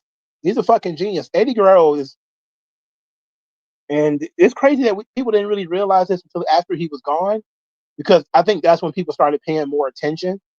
Because I was around when Eddie was there, and people just kind of saw him as a mid-carder. But when you go back and you look at it with fresh eyes, you're like, man, this is, even when he was in WCW, he was tremendous. And hell, he was in ECW, he was tremendous. And then if you watch his brothers, you can see how much he picked up from them, especially from Hector. Oh my God. Him and Hector basically fucking twins. He picked up so many of his like groveling, the stuff that he did as a heel. He picked up so much of that stuff from Hector. It's tremendous. It's really great shit. 4, who would be a solid candidate for both parties for the next election? Well, I think, and it goes without saying, that AOC is running for president next term. AOC is running. The Democrats desperately want a woman, and they desperately want a woman of color. So they're going to want AOC to run. And I'm thinking that's what they're gearing up for her to do now, which is why I think the party is starting to galvanize around more socialist guys like that Mamdani in New York and that slow-looking Somali fella in Minneapolis. I think the Democratic Socialists of America are going to push and push and push their way into that party. And AOC is going to end up at the top of it. Because outside of not being gay, which, you know, she might turn around and end up being gay, she's got everything else.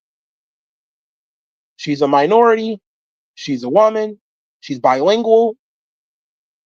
I can absolutely, and then they're going to want to lean into the Hispanic thing because of the Trump immigration stuff. AOC is definitely going to be there at the top of the list for running for president in terms of Democrats. Now, Republicans, it seems that they want J.D. Vance to be the guy. That's why he was picked to be the vice president. I'm not sure if J.D. Vance can galvanize the same support that Trump did. Maybe DeSantis is going to be the guy. I could see DeSantis maybe, but I'm thinking J.D. Vance can beat AOC. I'm not sure DeSantis can. I'm not sure DeSantis can. DeSantis he went against Trump, and that's going to be a lot of wishy for the Trump supporters. That's going to be an issue. He goes against Trump. But I definitely think it's going to probably be AOC and J.D. Vance. I don't think anybody from the old guard is going to step up and step in. They need to move out the way. And I think the Democrats absolutely going to want to go young. And the Republicans are going to need to go young to match that. They don't want to have like an old white guy. But they're probably going to have a white guy for sure. You know. Number 5, is it weird for Cody to become the face of the company at age 39, 40? You know what? That's absolutely true. It is weird. Usually you don't have the face of WWE be so old. You know, usually they're in their late 20s, early 30s. That way they can have a good 5 or 6 year run. And I think Cody is going to be gone sooner than we think. But they're trying to solidify him as the face of the company right now. And it's already been 3 or 4 years. So probably another 2 or 3 have a good heel run in him, and he leaves it to Braun Breaker and all those guys.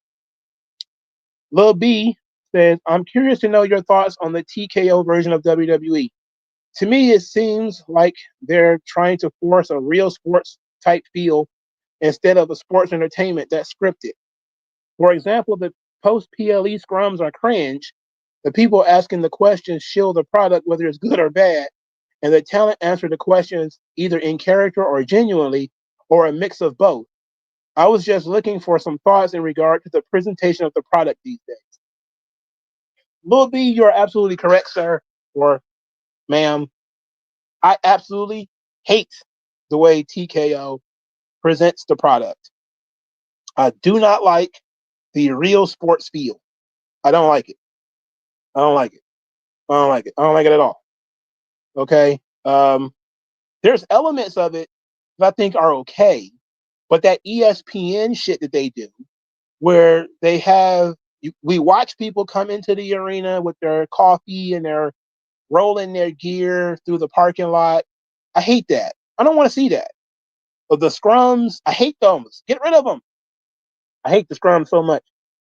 And I think you pointed out the biggest issue with the scrums. Are they real or are they scripted? Are they fixed or are they not fixed? Should we be asking tough questions or should we just be asking about the show? I mean, we don't know. So stop having these fucking scrums.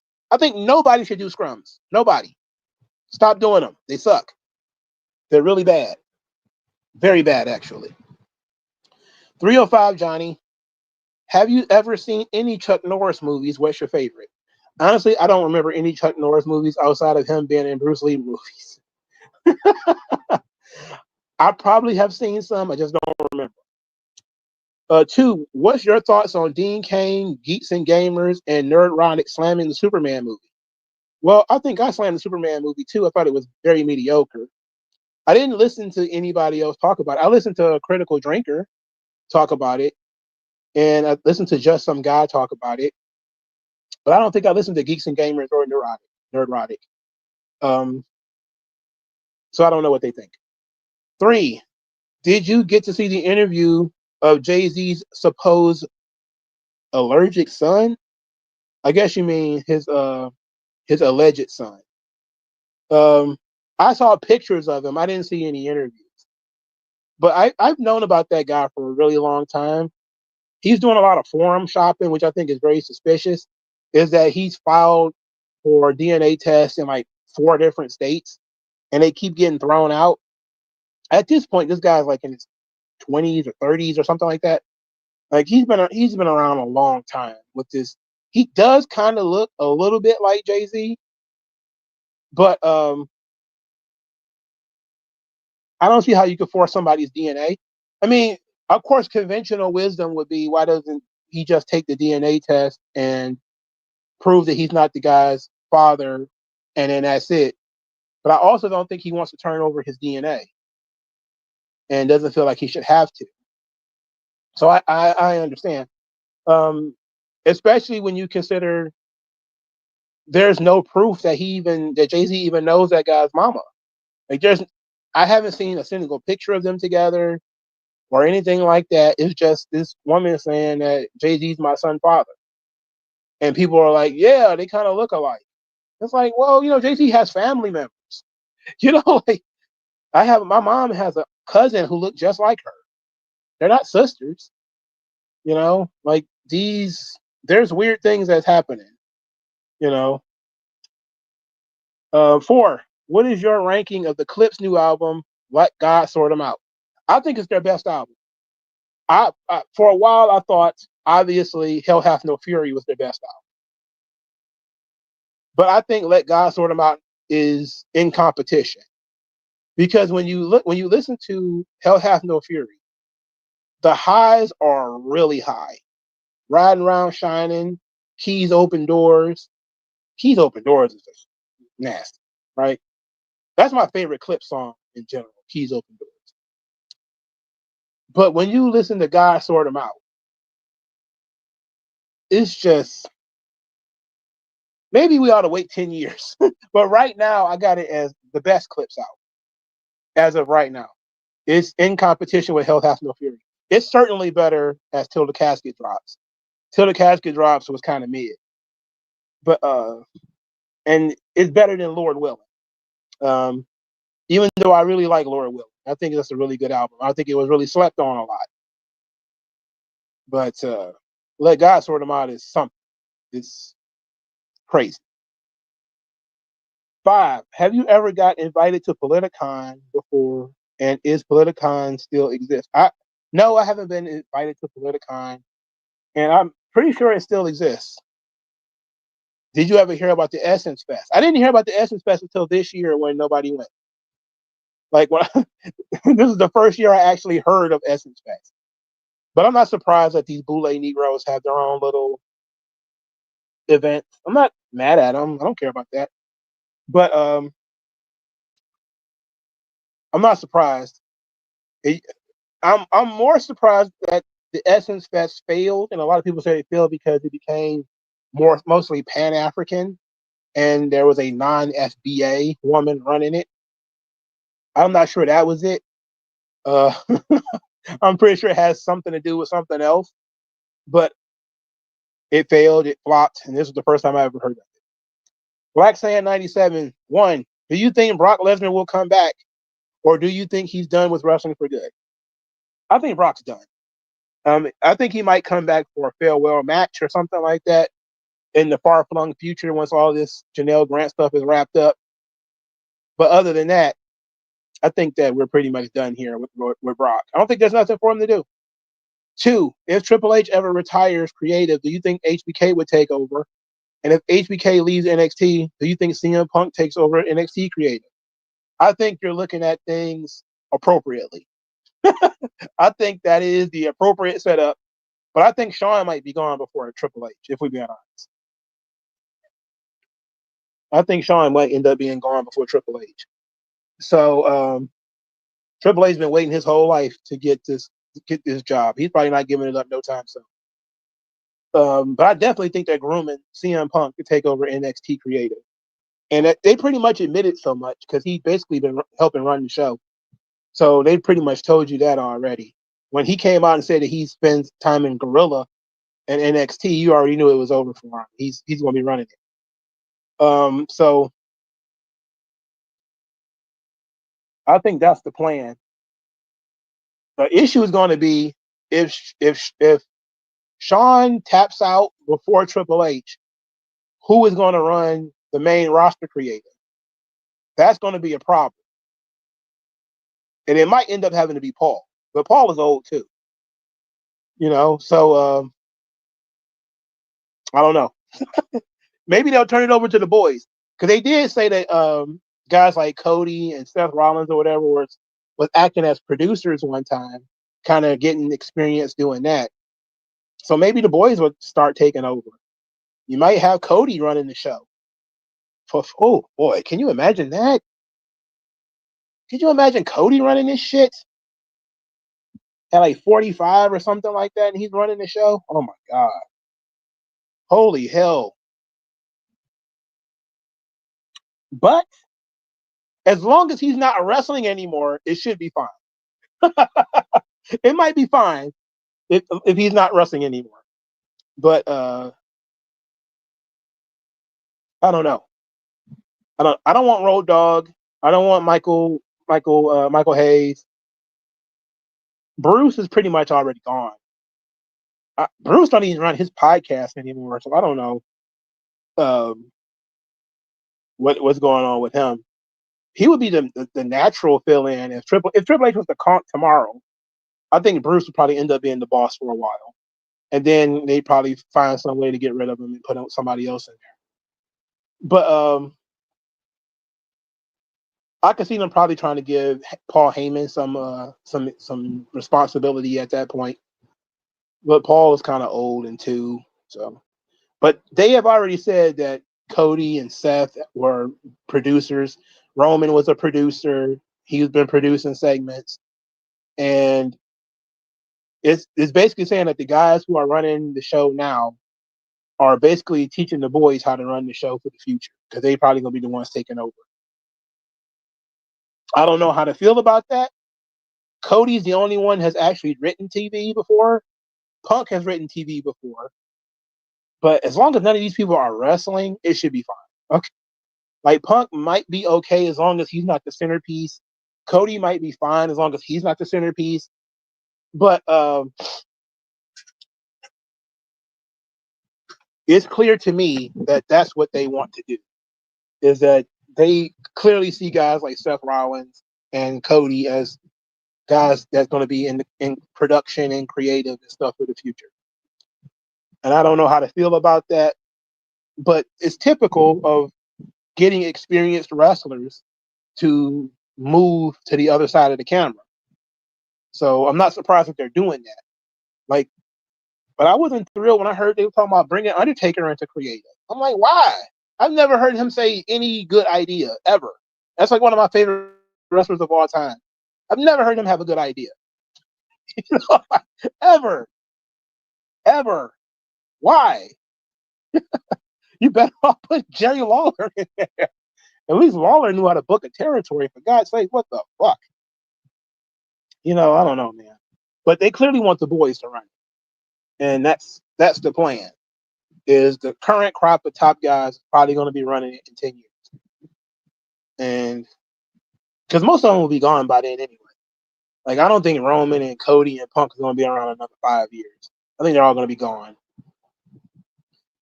So, but I don't think any of the current writers are fit to run the entire creative team.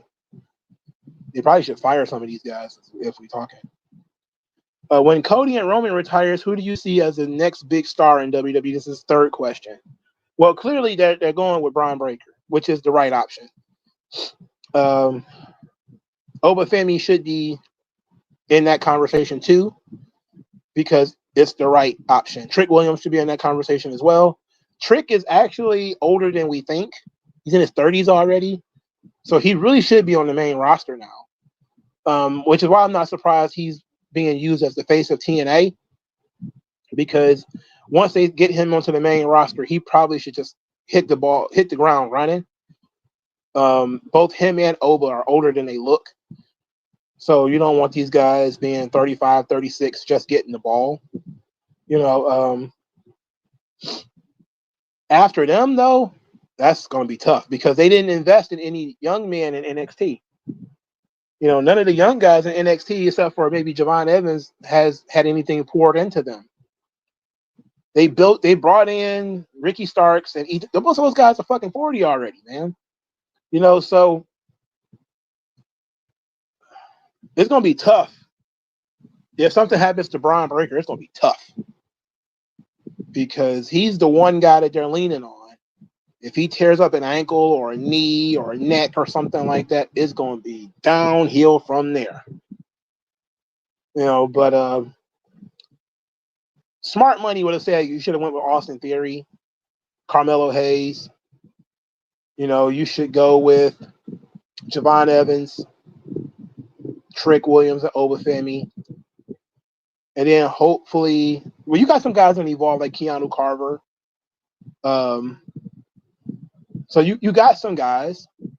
It's just all about finding the right mix and having the right creative.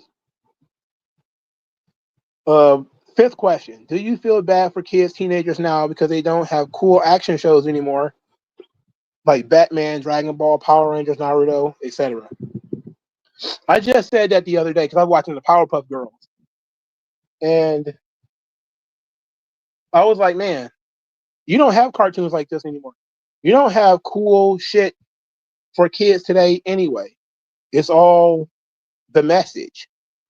The message. You have all that stuff. That's all it is today. Everything is fucking Captain Planet or something like that. Now, there are no cool action shows. They don't want to empower any boys. That's why manga and shit caught on, because it's the only thing that still empowers young men. Powerpuff Girls doesn't even really empower girls. It's an action show. They spend a whole lot of time fighting crime and fighting monsters and shit. Boys can watch that and not trip on the fact that they're girls, because it's an action show at the end of the day. There are no action heroes for boys anymore. And that's part of demoralizing in the world on boys. There's no He-Man. There's no G.I. Joes. And there's no Ninja Turtles. And these things that still exist, they're pussifying them. They're making them less action-based. They're more talk-based. There aren't any cool action figures for boys anymore. No cool toys. They really fucked. They really fucked. DeAndre Dukes has 3 questions. 1, what do you think of WWE counter-programming AEW? I don't mind. I think WWE fans are going to watch WWE, and AEW fans are going to watch AEW, and the only people who are harmed are people who watch both. Those are the only people that are bothered by them counter-programming. Otherwise, nobody cares. 2, what are you expecting out of SummerSlam? Mediocrity. Wild, aggressive mediocrity. That's what I'm expecting out of SummerSlam. I'm going to have fun at least one of those nights because I'm going to go hang out with my homie. But I'm expecting a lot of mediocrity out of SummerSlam. I don't expect it to be like a huge show. Hopefully I'm wrong. 3, what are you expecting from James Gunn? Well, I think we've already seen that he's not that interested in appropriate characterization for some heroes. Like his Guy Gardner is fine. His Mr. Terrific is fine. Hawk Girl, though, I didn't get it. I didn't even know why she was even in it. And what he did to Supergirl was a disaster.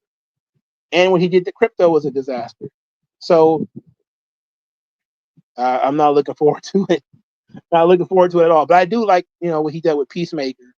But mostly because Peacemaker was kind of a blank slate for him to play with. The character wasn't very well known, wasn't very well liked. And now he's making it well known and well liked. There are more Peacemaker comics in rotation now than there has ever been before. And they just put out a collection of Peacemaker comics. And I'm actually interested in reading them. Dennis King, 3 questions. 1, do you think Gunther losing to Jey Uso by tapping out hurt him in the long run? No. I don't think people chanting "you tapped out" at him is just a way of mocking him and reminding him that he's not perfect. But I don't think it hurt him in the long run. I think if he wins enough, he beats the right people, retires Goldberg, and maybe retires John Cena, people are going to forget that because pretty much everybody taps out, and then they chant "you tapped out" at them for a little while, and then they move on. Question 2: if you ran AEW, what would be the first 3 things you do? Ooh, that's a good question. The first 3 things I would do. I would definitely, number 1, reevaluate the roster. Like I said, these rosters are like building teams. AEW is a team of wide receivers. It's all wide receivers and cornerbacks. There's no linebackers. There's no offensive tackles. There's no line. There's no defensive tackles. There's nothing like that on your team. It's like playing NBA and everybody's a shooting guard or everybody's a point guard. It's like, it sounds fun, but you realize very quickly the importance of those other positions when the game is for real. Like, there's no Giants in AEW. There's no Bam Bam Bigelows. There's no Vaders. Samoa Joe's the closest thing they got, and they don't even use him appropriately. And outside of that, Lashley is the biggest guy that they got, that they actually push, and they don't use him right. It's like, again, everybody's a running back or everybody's a quarterback, everybody's a shooting guard. So I would definitely reevaluate the roster. We don't need as many Ricochets as they have on the roster. If we got Will Ospreay and we got Ricochet, then what we need the rest of these guys for? We need different people now. We need a mix of guys for them to work with. So I would definitely consider that. That would be the first thing, that I would reevaluate the roster. The second thing I would do is I would increase my marketing budget. Part of the reason why AEW doesn't grow is that they don't market aggressively. They keep marketing to wrestling fans instead of trying to attack people who are only marginally attached to wrestling or people who are casual fans of wrestling. So I would market AEW to people who are not traditional wrestling fans. And that's why I like the idea of them doing Arthur Ashe, doing wrestling in a non-traditional building. It's a different neighborhood. People might be interested. Oh, what's this? And go down and see what's going on. Maybe even bring back some of the old Shotgun Saturday Night ideas, like doing shows in malls or doing shows at Subways or stuff like that. Just trying to be different and attract a different kind of audience. But that's what WWE does best, is they always go for the casuals, the people who are not really wrestling fans, but might want to see a fight, or might want to see this celebrity fight, or might want to see this movie star or this football player and mix it up with these pro wrestlers. That's something WWE does better than anybody. And I'm not saying AEW should copy that and do that, but they could at least get their wrestlers somewhere where they're not expected and do things that are unexpected in cool ways, not just doing stuff and looking like dorks doing it. But AEW looks like it's run by theater kids and not people who actually want other people to come into their club and watch wrestling. So that would be the second thing. The third thing is, after you reevaluate your roster and after you work on your marketing, the third thing I would do is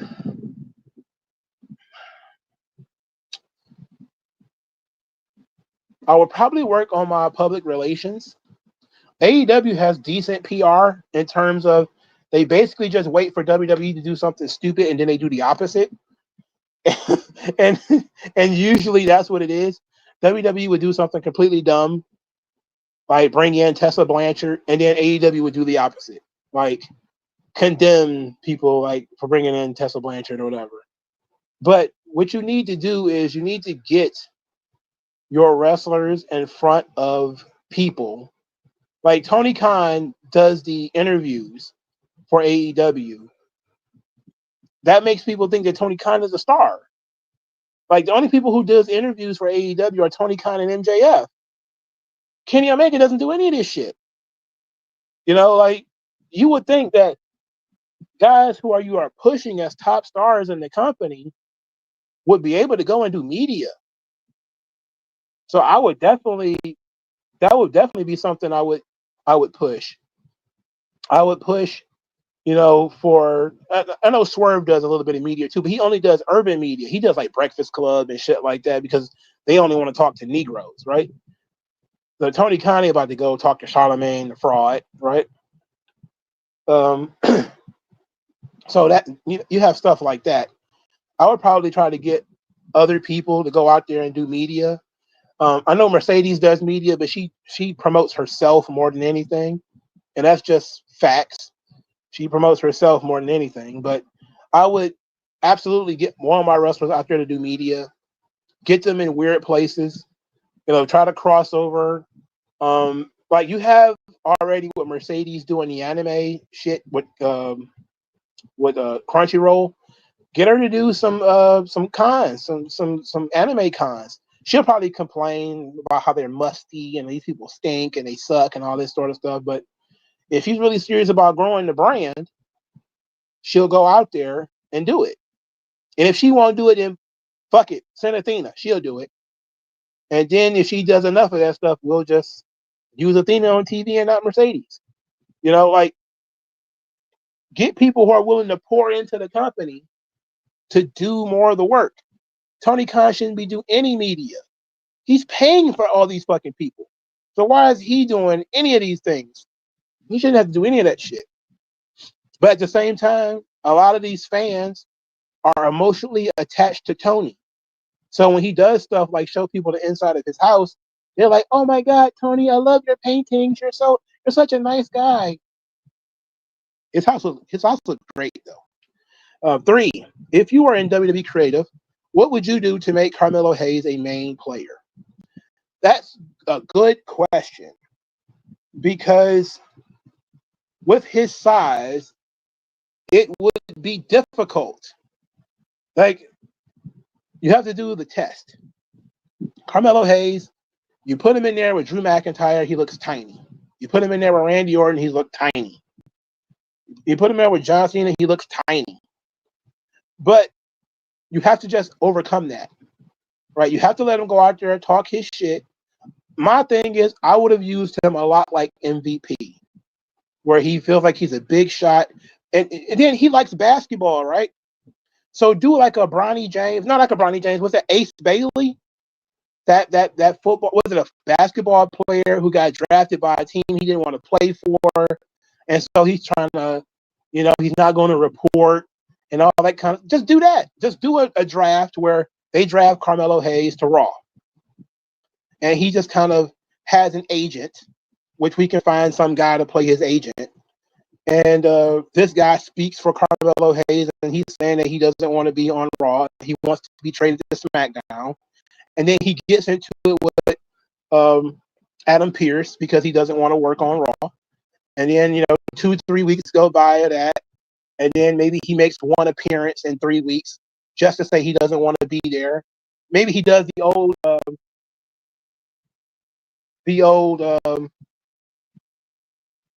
oh shit, it was right on the tip of my tongue.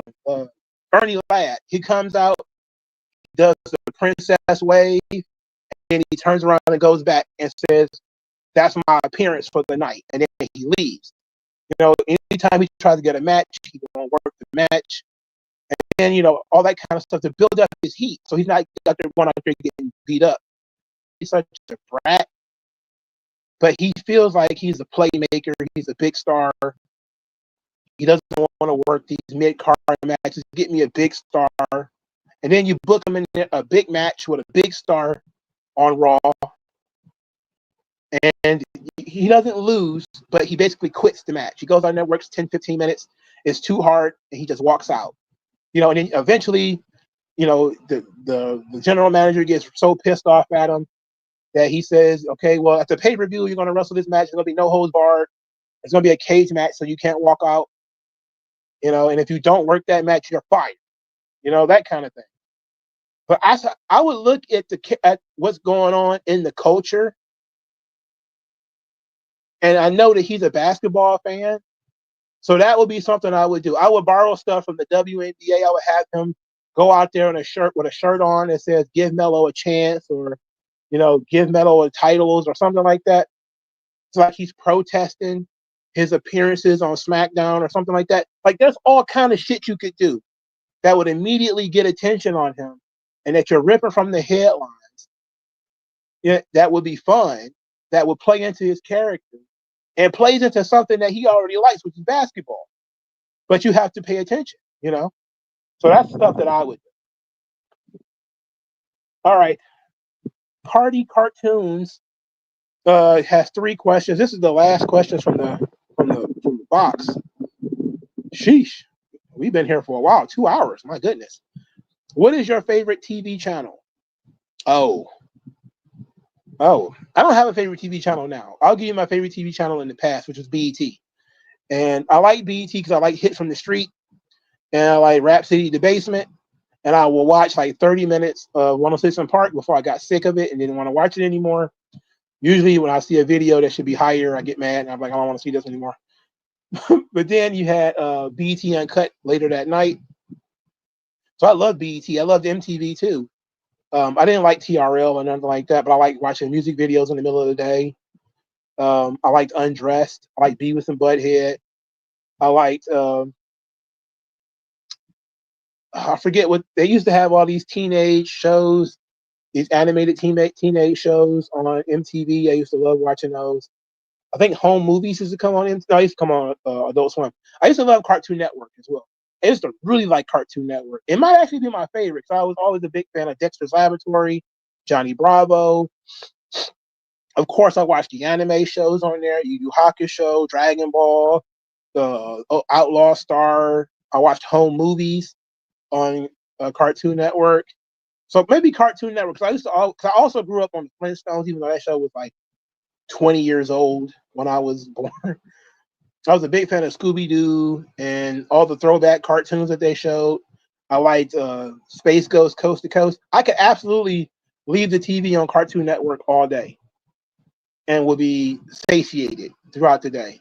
But that was me when I was younger. When I got a little bit older, I was more of a BET, MTV kind of guy. Cardi Cartoons, to answer your second question, do you watch MMA or kickboxing?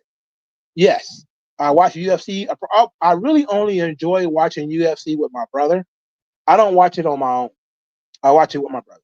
My brother's a big fan of UFC and mixed martial arts.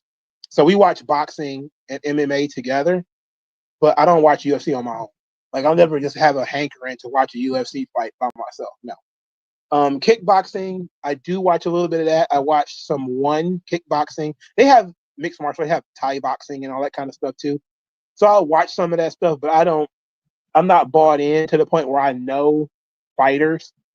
Again, I just watch it casually with my brother. 3, what is your favorite cartoon character? One character? If I had to say I have one cartoon character that I like. As a kid, I was a big fan of Sylvester. I like Sylvester. If it had Sylvester in it, I was usually more apt to watch it. Even more than Bugs Bunny. I love Sylvester and I love Daffy as a kid. So they're probably my favorite cartoon characters. I was a big fan of Sylvester. All right, that's the entirety of the list from the pit. There might be some more. Let me check to see if there's any that came in while I was reading from the pit. Then we'll get into some of the ones that are here now.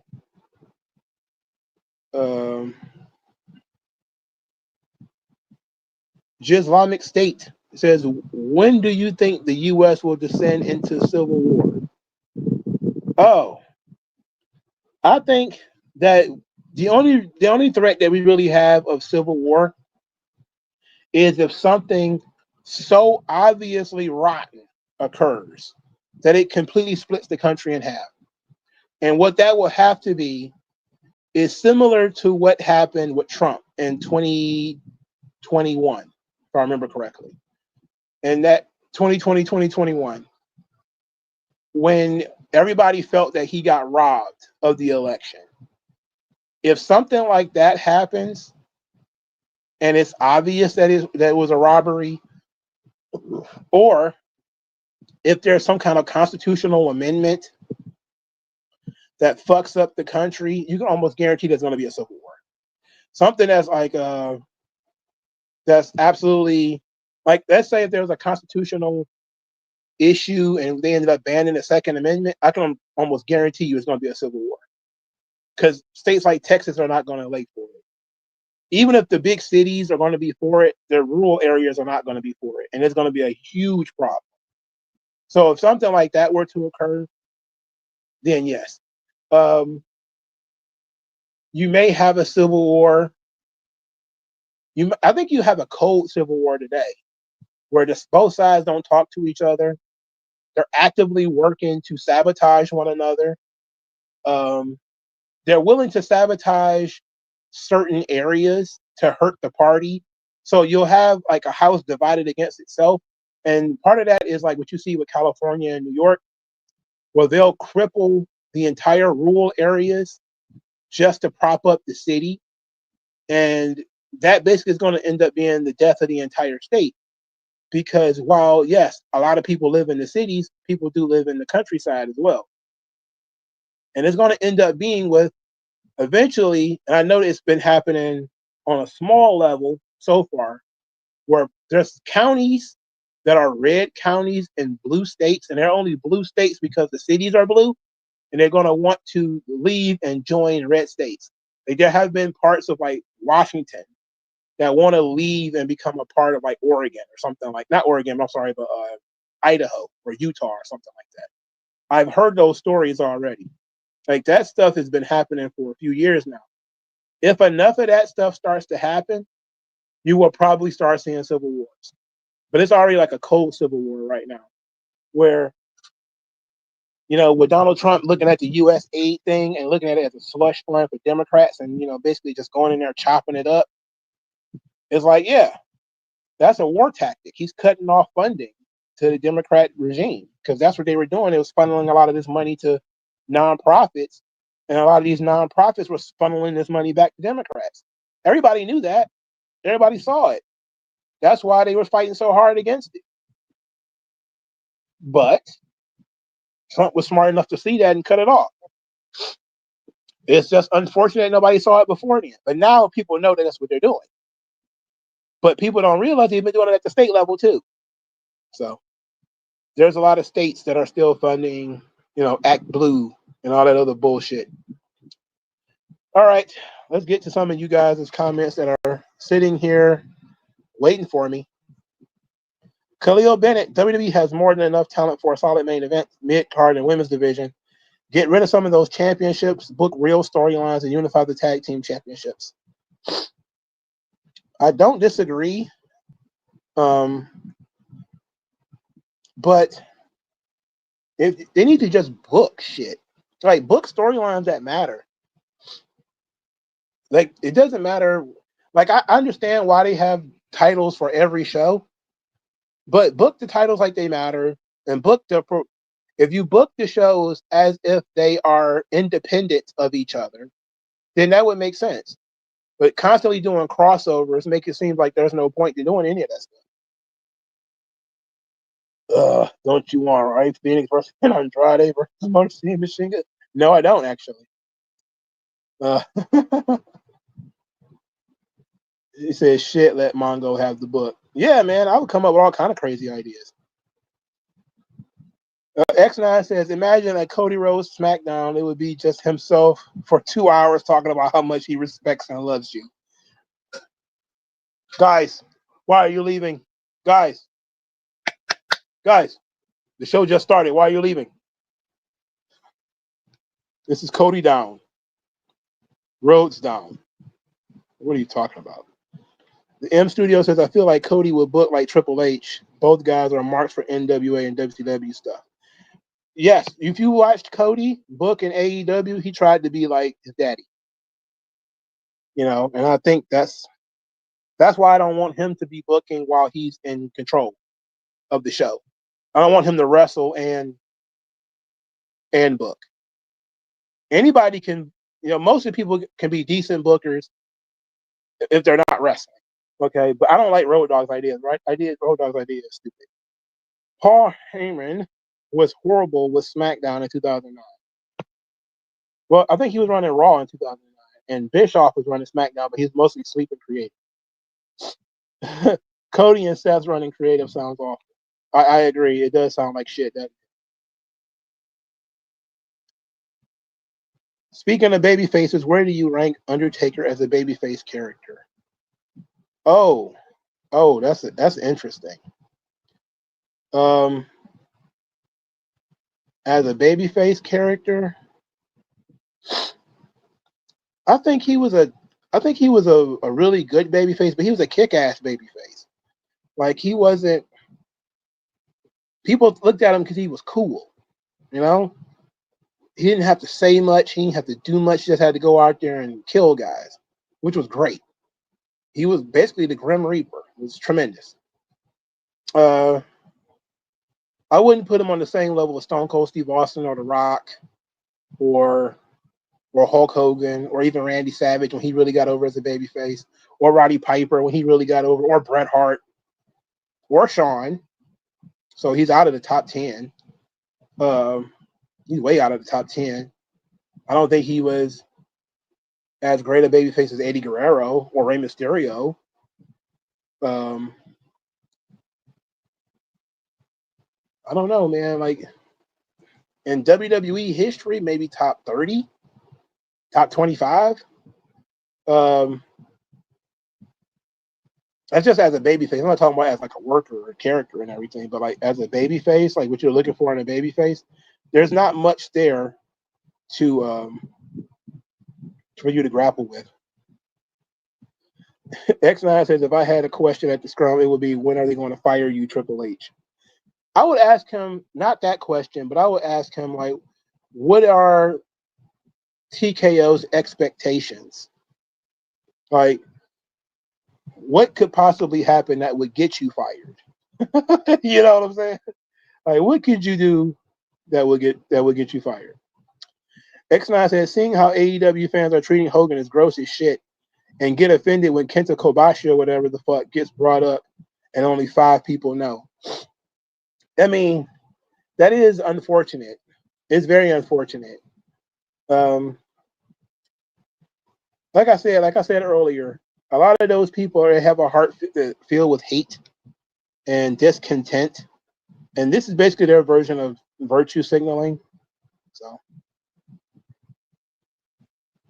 WG Phil says the venue was probably made before first sign. Yeah, I mean, they definitely was booking WrestleManias ahead of time, but I think they only had Flair for a short amount of time for WrestleMania 8, and they tried to make it happen, but Flair, it just wasn't in Flair country. It just didn't work. And then WrestleMania 9 was in Vegas, so that probably wasn't going to work there either. So, unfortunately, it just WWE was not running in Flair country, which they should have done. They should have ran in Flair's backyard, in WWE's backyard. The M Studio says, for me, the Roman became less interesting the moment he became super part-time. I think it increased his It increased how important he became, but at the same time, he couldn't be too important, because if he's too important, he's not going to be there then. So they decreased his importance, but he became more of an attraction. I think there's no plan for him right now, though. We think about it. WWE TNA Full says Roman never even apologized or acknowledging how much of a piece of shit he was in 2020, 2024, becoming a face just because baffling. He got away with it. He getting away with it. And Jey Uso's not even asking for an apology. That's the worst thing. They just agreed to tag team. He didn't ask for an apology. He didn't demand an apology. Like, that's a plot hole, man. You know,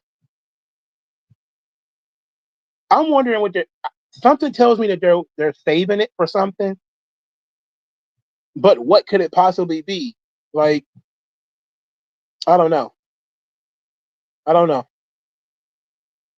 M Studio says, to be honest, I'd rather keep Cody as a babyface, but I feel like they can do more to make him interesting. They need to give him more diverse opponents.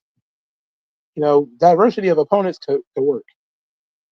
Khalil Bennett says Cody is a squeaky clean babyface. They can't turn him without a plan.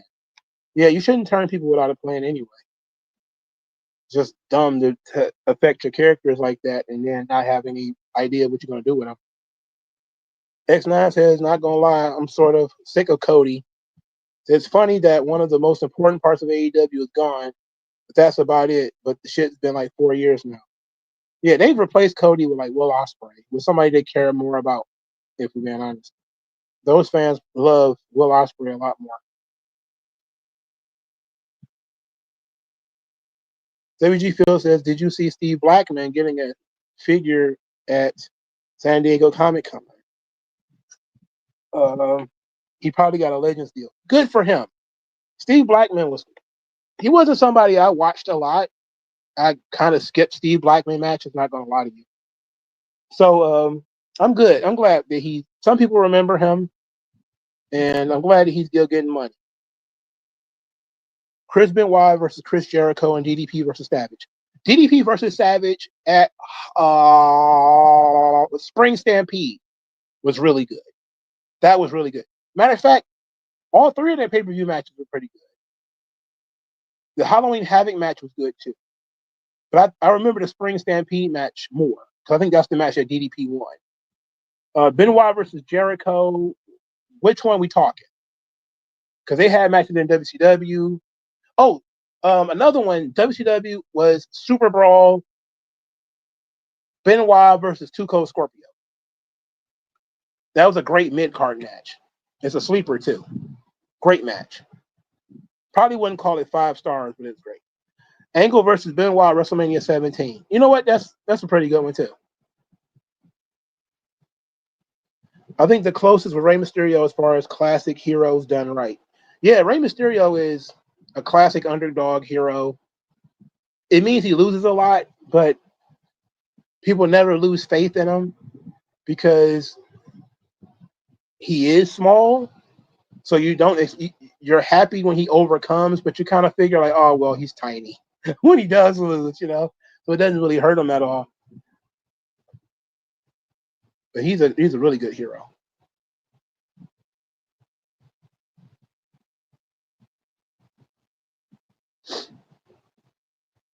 Triple H versus HBK SummerSlam 2002. I'm on the fence about that. I was more a fan of Benoit versus RVD from that show. I also loved Rey Mysterio versus Kurt Angle from that show. Like, that was a fantastic show from top to bottom. All right. The thing is, I think those 3 matches are about equal, though. And I'm not going to say all of them are like 5 stars. But that's the best Triple H HBK match, that's for sure. That's the best one they had. And they had several more after that were not up to par. But that one was the best one, for sure. Ike the Don says Shawn versus Taker at 26 is that better build, better story. 25 is better in ring. The stakes were higher at 26. So, I would probably say both of them. because the stakes were much higher at 26. It meant more. So 26 is a very good one, though, I think. And they certainly did tell a better story in 26, I think. Because Shawn was kind of heelish at the time. Not a heel, but heelish.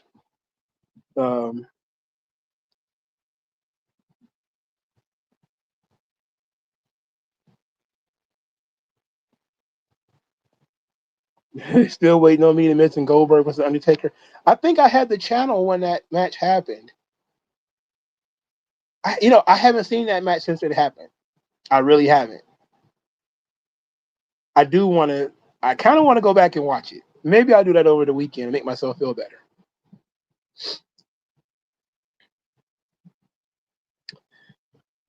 Crapple King Dre says, Crappy King Dre, did you see South Park trolling Trump? I did see this.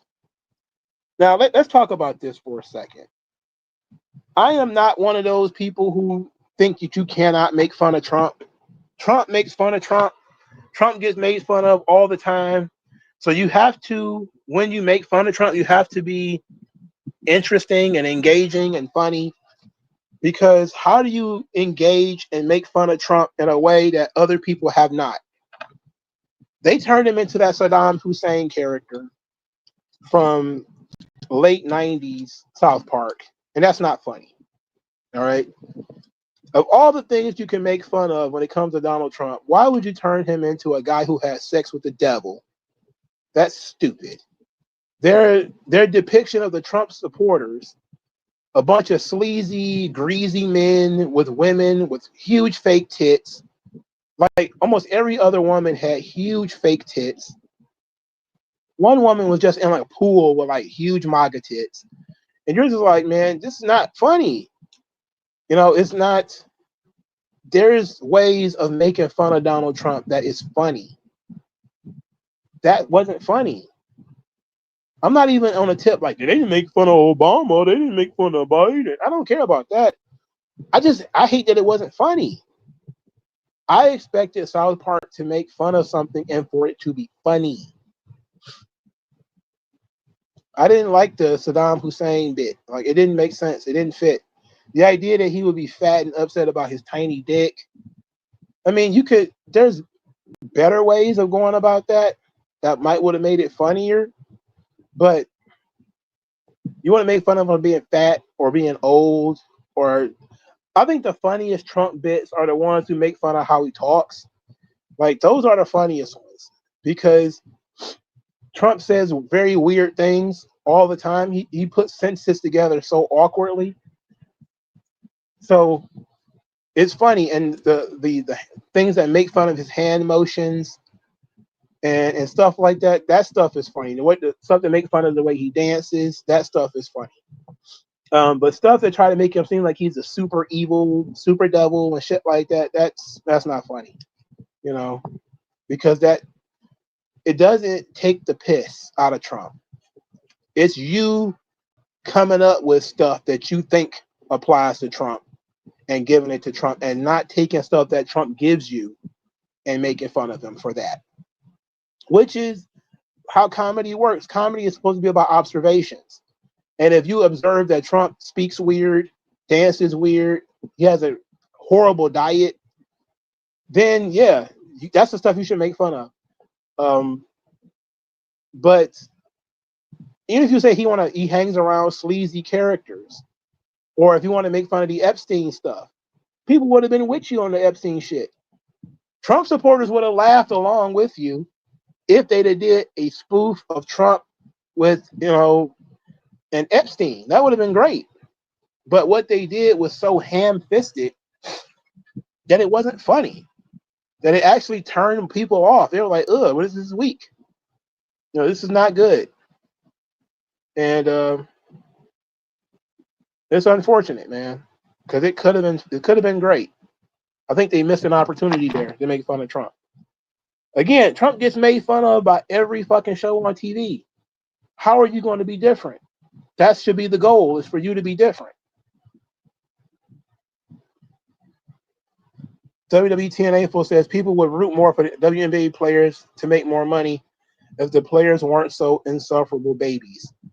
Yeah, I mean, the league is full of drama and bullshit, which doesn't help. Thoughts on Bryan Danielson's interview on where he says he believes WWE is a parody of wrestling? I think he said that sort of thing before.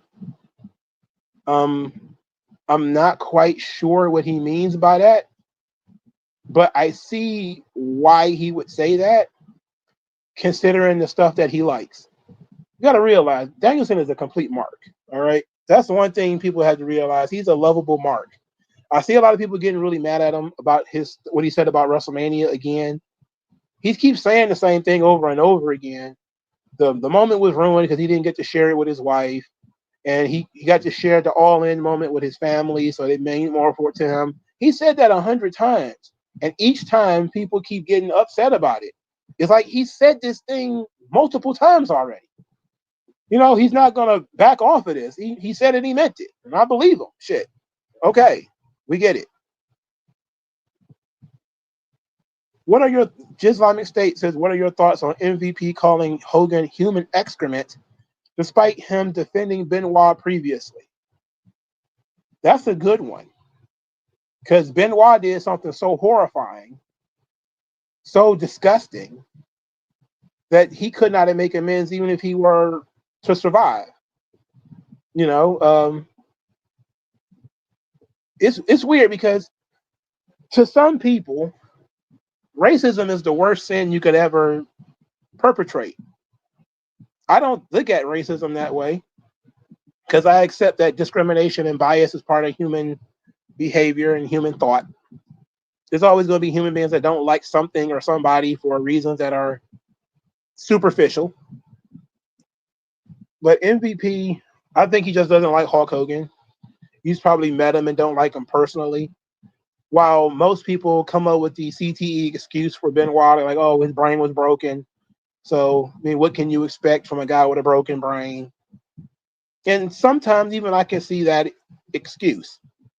But guys like MVP, race to them is the most important thing in the world. And it's just not that important to me. Kevin Abreu says, you saw Sonya Deville, interesting, Chris Van talking about the kidnapping. Well, she's talked about it numerous times, but no, I didn't see it anything new. He said Adam Cole took a lot of brutal bumps in NXT. He really did. Like when he got pounced into the crowd, that was a pretty decent bump. A lot of wrestlers that are close to Vince started leaving. Yep, that's exactly what happened. And I think in the next few years, you're going to either see those people getting paid a whole lot more money, or they're going to be gone. I can see it coming. And they're starting to restructure a lot of those contracts.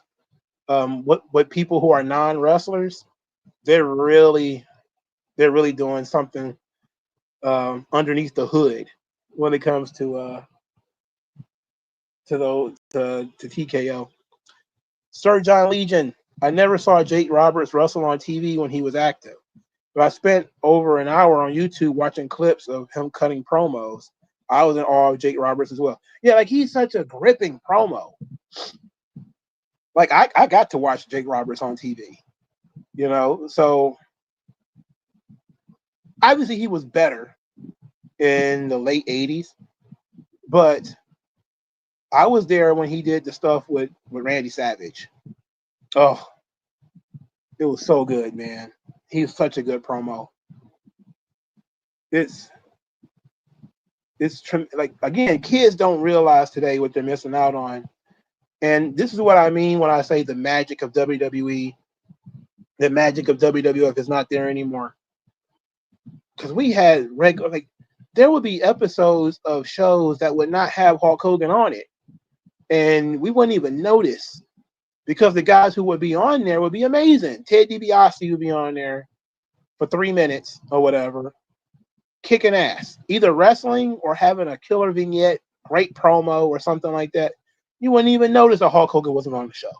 You would have Ultimate Warrior ranting for 90 seconds about something or other, jacked, eyes bulging out of his head. You know, he might go out there and kill, you know, Johnny Come Lately in 30 seconds. Like, that shit fucking rules. Demolition. Like, you guys, when they stopped really leaning into the characters, you guys lost a lot out of pro wrestling. I swear to God. All the stuff that we liked is cool. You know, the stuff I liked when I was 6, 7, 8 years old, still cool today. And people are like, there's no surprise that Demolition can still go out and do Comic Cons as Demolition and make tons of money. But fucking Midian and the Godwins and Gangrel, they can't go out and do any of that shit.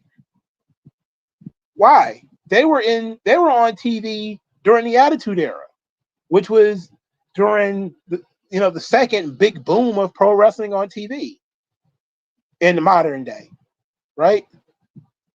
Then why can't guys like X-Pac go on TV and go on Comic Cons and make so much money, but fucking Rick Martel can? The Mountie can go and make tons of money, like, because people love those characters. People will go around singing the Mountie's theme song randomly. Like, those are the most fun things to go back and watch. Those are the most fun events to go back and watch, and stuff from the 80s and 80s to early 90s. You guys missed out, man. Jake Roberts is just one thing that you guys missed out on. And I felt the same way when because Superfly Jimmy Snuka was washed when I was watching wrestling. Like, he wasn't Superfly anymore. He's basically a jabroni. But when I got like tapes and stuff and started seeing on YouTube how good Superfly Snuka was in like the early 80s, oh my God. Holy shit. You know? He was next level. Like, he was really good. You know, he was basically a cartoon character when I was little, though. But I was still kind of into Superfly Snuka, but he wasn't getting pushed. But I became a huge fan of Mr. Perfect and Rick the Model Martel. And all of those guys, they basically, it was just constant with like great characters, with great, storylines, or silly storylines that I still found fun, like Sherry and Sean, and Rick Martel, 3 heels, by the way, involved in a storyline. It's fucking hilarious, man. Like, you don't get stuff like that today. It's very unfortunate. I feel bad for you guys. Ugh.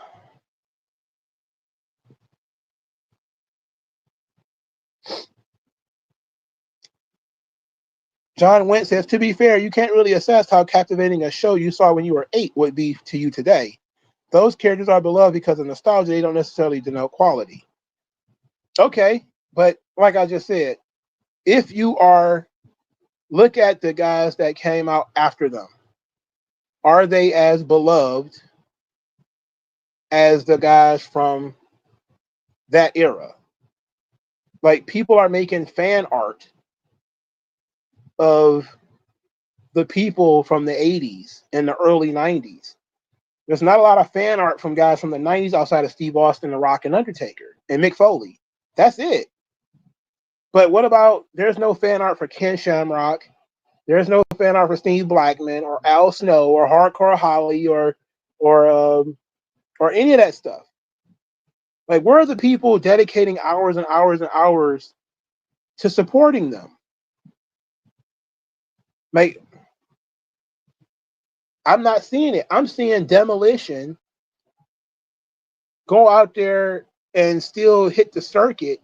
The Nasty Boys are still going out there hitting the circuit, and you see them all the time, popping up at cons and doing stuff. And people who came in years after them are not. The Road Warriors will be making money hand over fist if they were alive today. especially off of fan art and stuff like that. They'd be making money hand off a fist if they were alive. These people hate Hulk Hogan and the Ultimate Warrior, and there's more fan art of Hulk Hogan and the Ultimate Warrior than of any wrestler that debuted between 99 and 2005. The only competition they got is The Rock and John fucking Cena and Steve Austin. That's it. Why is that? Why is it that a guy who never became the world champion in WWE is probably more famous and probably get a bigger pop today than a guy who was on TV during the Attitude Era when there was a bigger audience?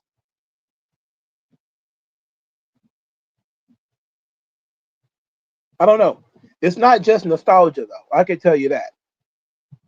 It ain't just nostalgia. There's also some factual elements there. Because there's very few guys who were big stars during the Attitude Era that can still make money today on these cons and doing these circuits. Very few. And we have to say, yes, a lot of them are dead. You know, a lot of guys from that era are not with us anymore. But there are plenty of people who were a fixture. Buff Bagwell being one of them. I know he just lost his leg. We're gonna pray for Buff. He was in WCW for 10 years. He was an integral part of the NWO. Is Buff Bagwell some sought-after performer? No. Nope.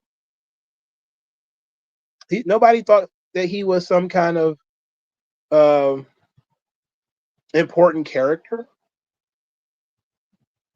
And you know, it's sad to say because his situation is going on right now. But I'm just saying it as it's not just nostalgia. It's like some legitimate stuff there. You said Sting don't got fan art. He does. He did. There was a lot of Sting fan art when he went to AEW, and you started seeing a lot of Joker Sting and a lot of stuff like that started coming out. But it really kicked off when he went to AEW because I think they started to embrace him a lot more. But you see almost no Lex Luger fan art, which is unfortunate because Luger rules, right? You almost see no Vader fan art, and that sucks because Vader rules. Like you see, Rob Schamberger did some stuff when he worked for WWE. He went through and he did a bunch of people. He didn't do Hogan, but he did a bunch of people. He even did Warrior before he got shamed into not doing them anymore. He had like a whole lot of Ultimate Warrior stuff, and then he got shamed into not doing it anymore. But when you go back, like you see people doing like there's a lot of Ric Flair fan art too. There's always been a lot of Ric Flair fan art, but Ric Flair is what kind of grandfathered in because he's from the previous generation. But you don't see a lot of guys being treated like superstars, and they were on TV during the hottest period in modern years, and they're not nearly as old as the guys who were on TV in the late 80s. And people love those fucking guys. There's probably still people who are fans of Mr. Perfect. And he's been dead since 2003 or something like that. 2004. And you see him, I see Mr. Perfect edits and vignettes and stuff all the time. Literally all the time. I see fucking nothing. Virtually nothing from random Attitude Era mid-carders. Tatanka was undefeated for 2 years. I don't see anybody supporting Tatanka. No Savio Vega. Okay. Nothing. The Attitude Era produced fucking nothing outside of Stone Cold Steve Austin and The Rock. And Mick Foley, the three faces of Foley. Now the Hardy Boys, different, because Jeff Hardy is one of the most beloved characters ever. And Edge and Christian, maybe you see more Edge solo stuff because he was, you know, the chief rival of John Cena. And you see plenty of John Cena and Batista. and Randy Orton because they stood the test of time, and Brock Lesnar. But you don't see a lot of guys from that era either. The Ruthless Aggression. You see a lot of Eddie Guerrero, a lot of Rey Mysterio, some Kurt Angle, but most of the guys who came and went, they are treated just like the Attitude Era guys. But the guys from the Golden Era, the WrestleMania from 84 to 92, like people love those guys, man. And it's not just nostalgia, because those guys are old as fuck.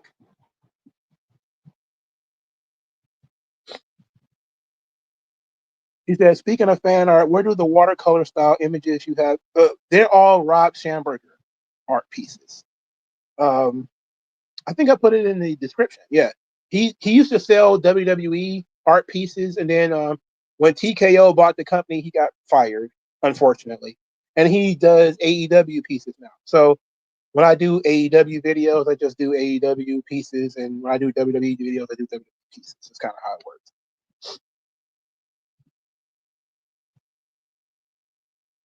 He said, do you think the way people treated Hogan's death would backfire? No. I don't think it's going to backfire a lot. You see, I know they got Scott Hall. There's a lot of Scott Hall and Razor Ramon fan art. You know, he was beloved. I think he got a certain level of redemption before he died that, increased it. Like, I saw a lot of Scott Hall fan art when Hogan passed. It was all AI generated. It was a lot. Okay. So, like, Scott Hall he's one of the guys too that the NWO is there, but Hogan is kind of what goes with them. But even somebody like Scott Steiner, you would expect that there would be a lot of fan art and love for Scott Steiner. It's not as much as you think. Same thing with Booker T. Same thing with DDP. It's just not as much as you would think. And it's amazing because Sting has said this before. He talked about this a lot, that they always felt like the redhead stepchildren of pro wrestling. Like, they never get the same level of respect and adulation as the WWF guys. And I'm like, man, it's more obvious today than it was even back then. Like, back then I couldn't tell, but today it's obvious. It's very obvious. It's nuts. People are making unlicensed Roddy Piper comic books, man. I just ran into a guy Sunday. He's making unlicensed Roddy Piper comic books. Why is he doing that? I don't know. He's just doing the shit. He's a big Roddy Piper fan, so he's just making Roddy Piper comics, man. He's just like, what the fuck? Why? He's just doing it. And it's all hot rod, shit from the first WrestleMania. Like, it's not even, Icon Roddy from WCW, which some people will probably remember more because, it happened in 96, 97. They doing shit from 85, man. So it's somebody needs to bring that up. Somebody other than me needs to ask why there are so many wrestlers from like the mid 90s through the 2000s, even to today, that have almost no fucking fans. How is that possible? How is it possible? How is it possible that so many guys don't have fans at all, when the guys in the past have so many fans? Honky Tonk Man is still getting paid. Coco Beware still getting paid. What? I don't know, man. I don't know. It's weird. It's a weird thing. He said pretty much most of the guys from the first WrestleMania are dead, no matter what people say. Do you still consider WrestleMania one of the greatest WrestleMania of all time? I think WrestleMania 1 is one of the greatest spectacles ever perpetrated among the public. It wasn't a great event. It was a hell of a spectacle, though. Like, if you're just trying to watch wrestling for wrestling's sake, WrestleMania ain't going to help you.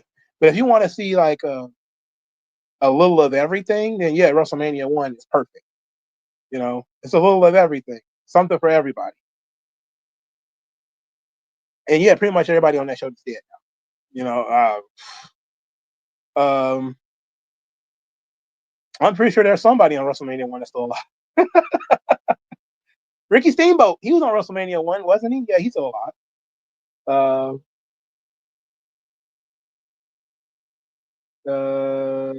I'm pretty sure somebody else. Maybe I put some thought into it. But there's a lot of people who are the first few WrestleManias is a graveyard. But I'm not surprised because a lot of those guys are in their 30s and stuff anyway at that time. So a lot of them are not with us anymore. I'm surprised Dory Funk Jr. is still alive. That guy's in his fucking 80s. You said just Steamboat, Mr. T, and Bob Orton. Okay. Man, that's crazy. Damn, that means almost the entire main event is dead. Just the last two. Bob Orton and Mr. T, the last two from the WrestleMania main event. You said burnout, and then everybody basically left when WCW closed down and TNA didn't have an exposure. I guess that's why a lot of those guys don't have enough fans. But I'm talking about also guys who were in the WWE at that time. So guys who were in WWE for a long time, they look broke and disheveled every time I see them. Guys like Rene Dupree. All right. I don't think Rene Dupree has fans. I really don't. And he was in WWE for a long time. And I don't think he has fans at all. Guys like Brian Kendrick. He's in WWE for a long time. He doesn't have any fans. Now, and he came from the Indies. And I don't think he has any fans. You know, like it's a phenomenon out there of, and I'm telling you, I know what it is. It's the characters. The characters did not cross over and become mainstream. Nobody cared about them. They might have been good wrestlers and good performers, but their characters didn't connect with anybody. What people remember from the golden age, the late 80s, early 90s, are the vignettes and the cool shit. People remember Razor Ramon vignettes word for word. People remember Ted DiBiase with the child and the bouncing ball and the kiss my foot and putting money in people's mouths. They remember that shit. They remember the Mountie with the shock stick and I'm the Mountie and they always get his man. And people remember that shit. What are you supposed to remember from some of these weirdos in the Attitude Era? Like Al Snow fed a man a dog and he had a head. You would think people remember that, but Al Snow didn't carry on the mannequin head no more. Like, he would be crazy to continue doing that. Hardcore Holly was in WWE for 10 years, over 10 years. He didn't have any fans. Nobody clamors for Hardcore Holly to make a return. How do you work somewhere for 10 years and make no impact? That's something, dog. That's something. You said, and Cyndi Lauper. Oh, yeah, the women are still alive. Yeah. Cyndi Lauper is still alive. Wendy Richter. There's people who didn't know who Leilani Kai was. That's so unfortunate. When she showed up at Evolution, people were saying, who is that? She was on WrestleMania 1, dog. They don't know who she is. That's crazy. But I'm not surprised. They didn't know who Michelle McCool was. That's just not crossing over, not getting into the mainstream. Nobody knows who you are. All right, y'all. It's been 3 hours. I'm about to wrap this thing up. I'm quite tired. I need to get some water. I need to get some sleep. Rest in peace to the Hulkster. We're gonna do probably a formal wrap up of Hogan, probably on Monday, depending on how my Sunday goes, depending on how hot it is over the weekend. And I thank you guys for sticking through this whole 3 hour affair. I appreciate it. I'll talk to you guys later. Be blessed.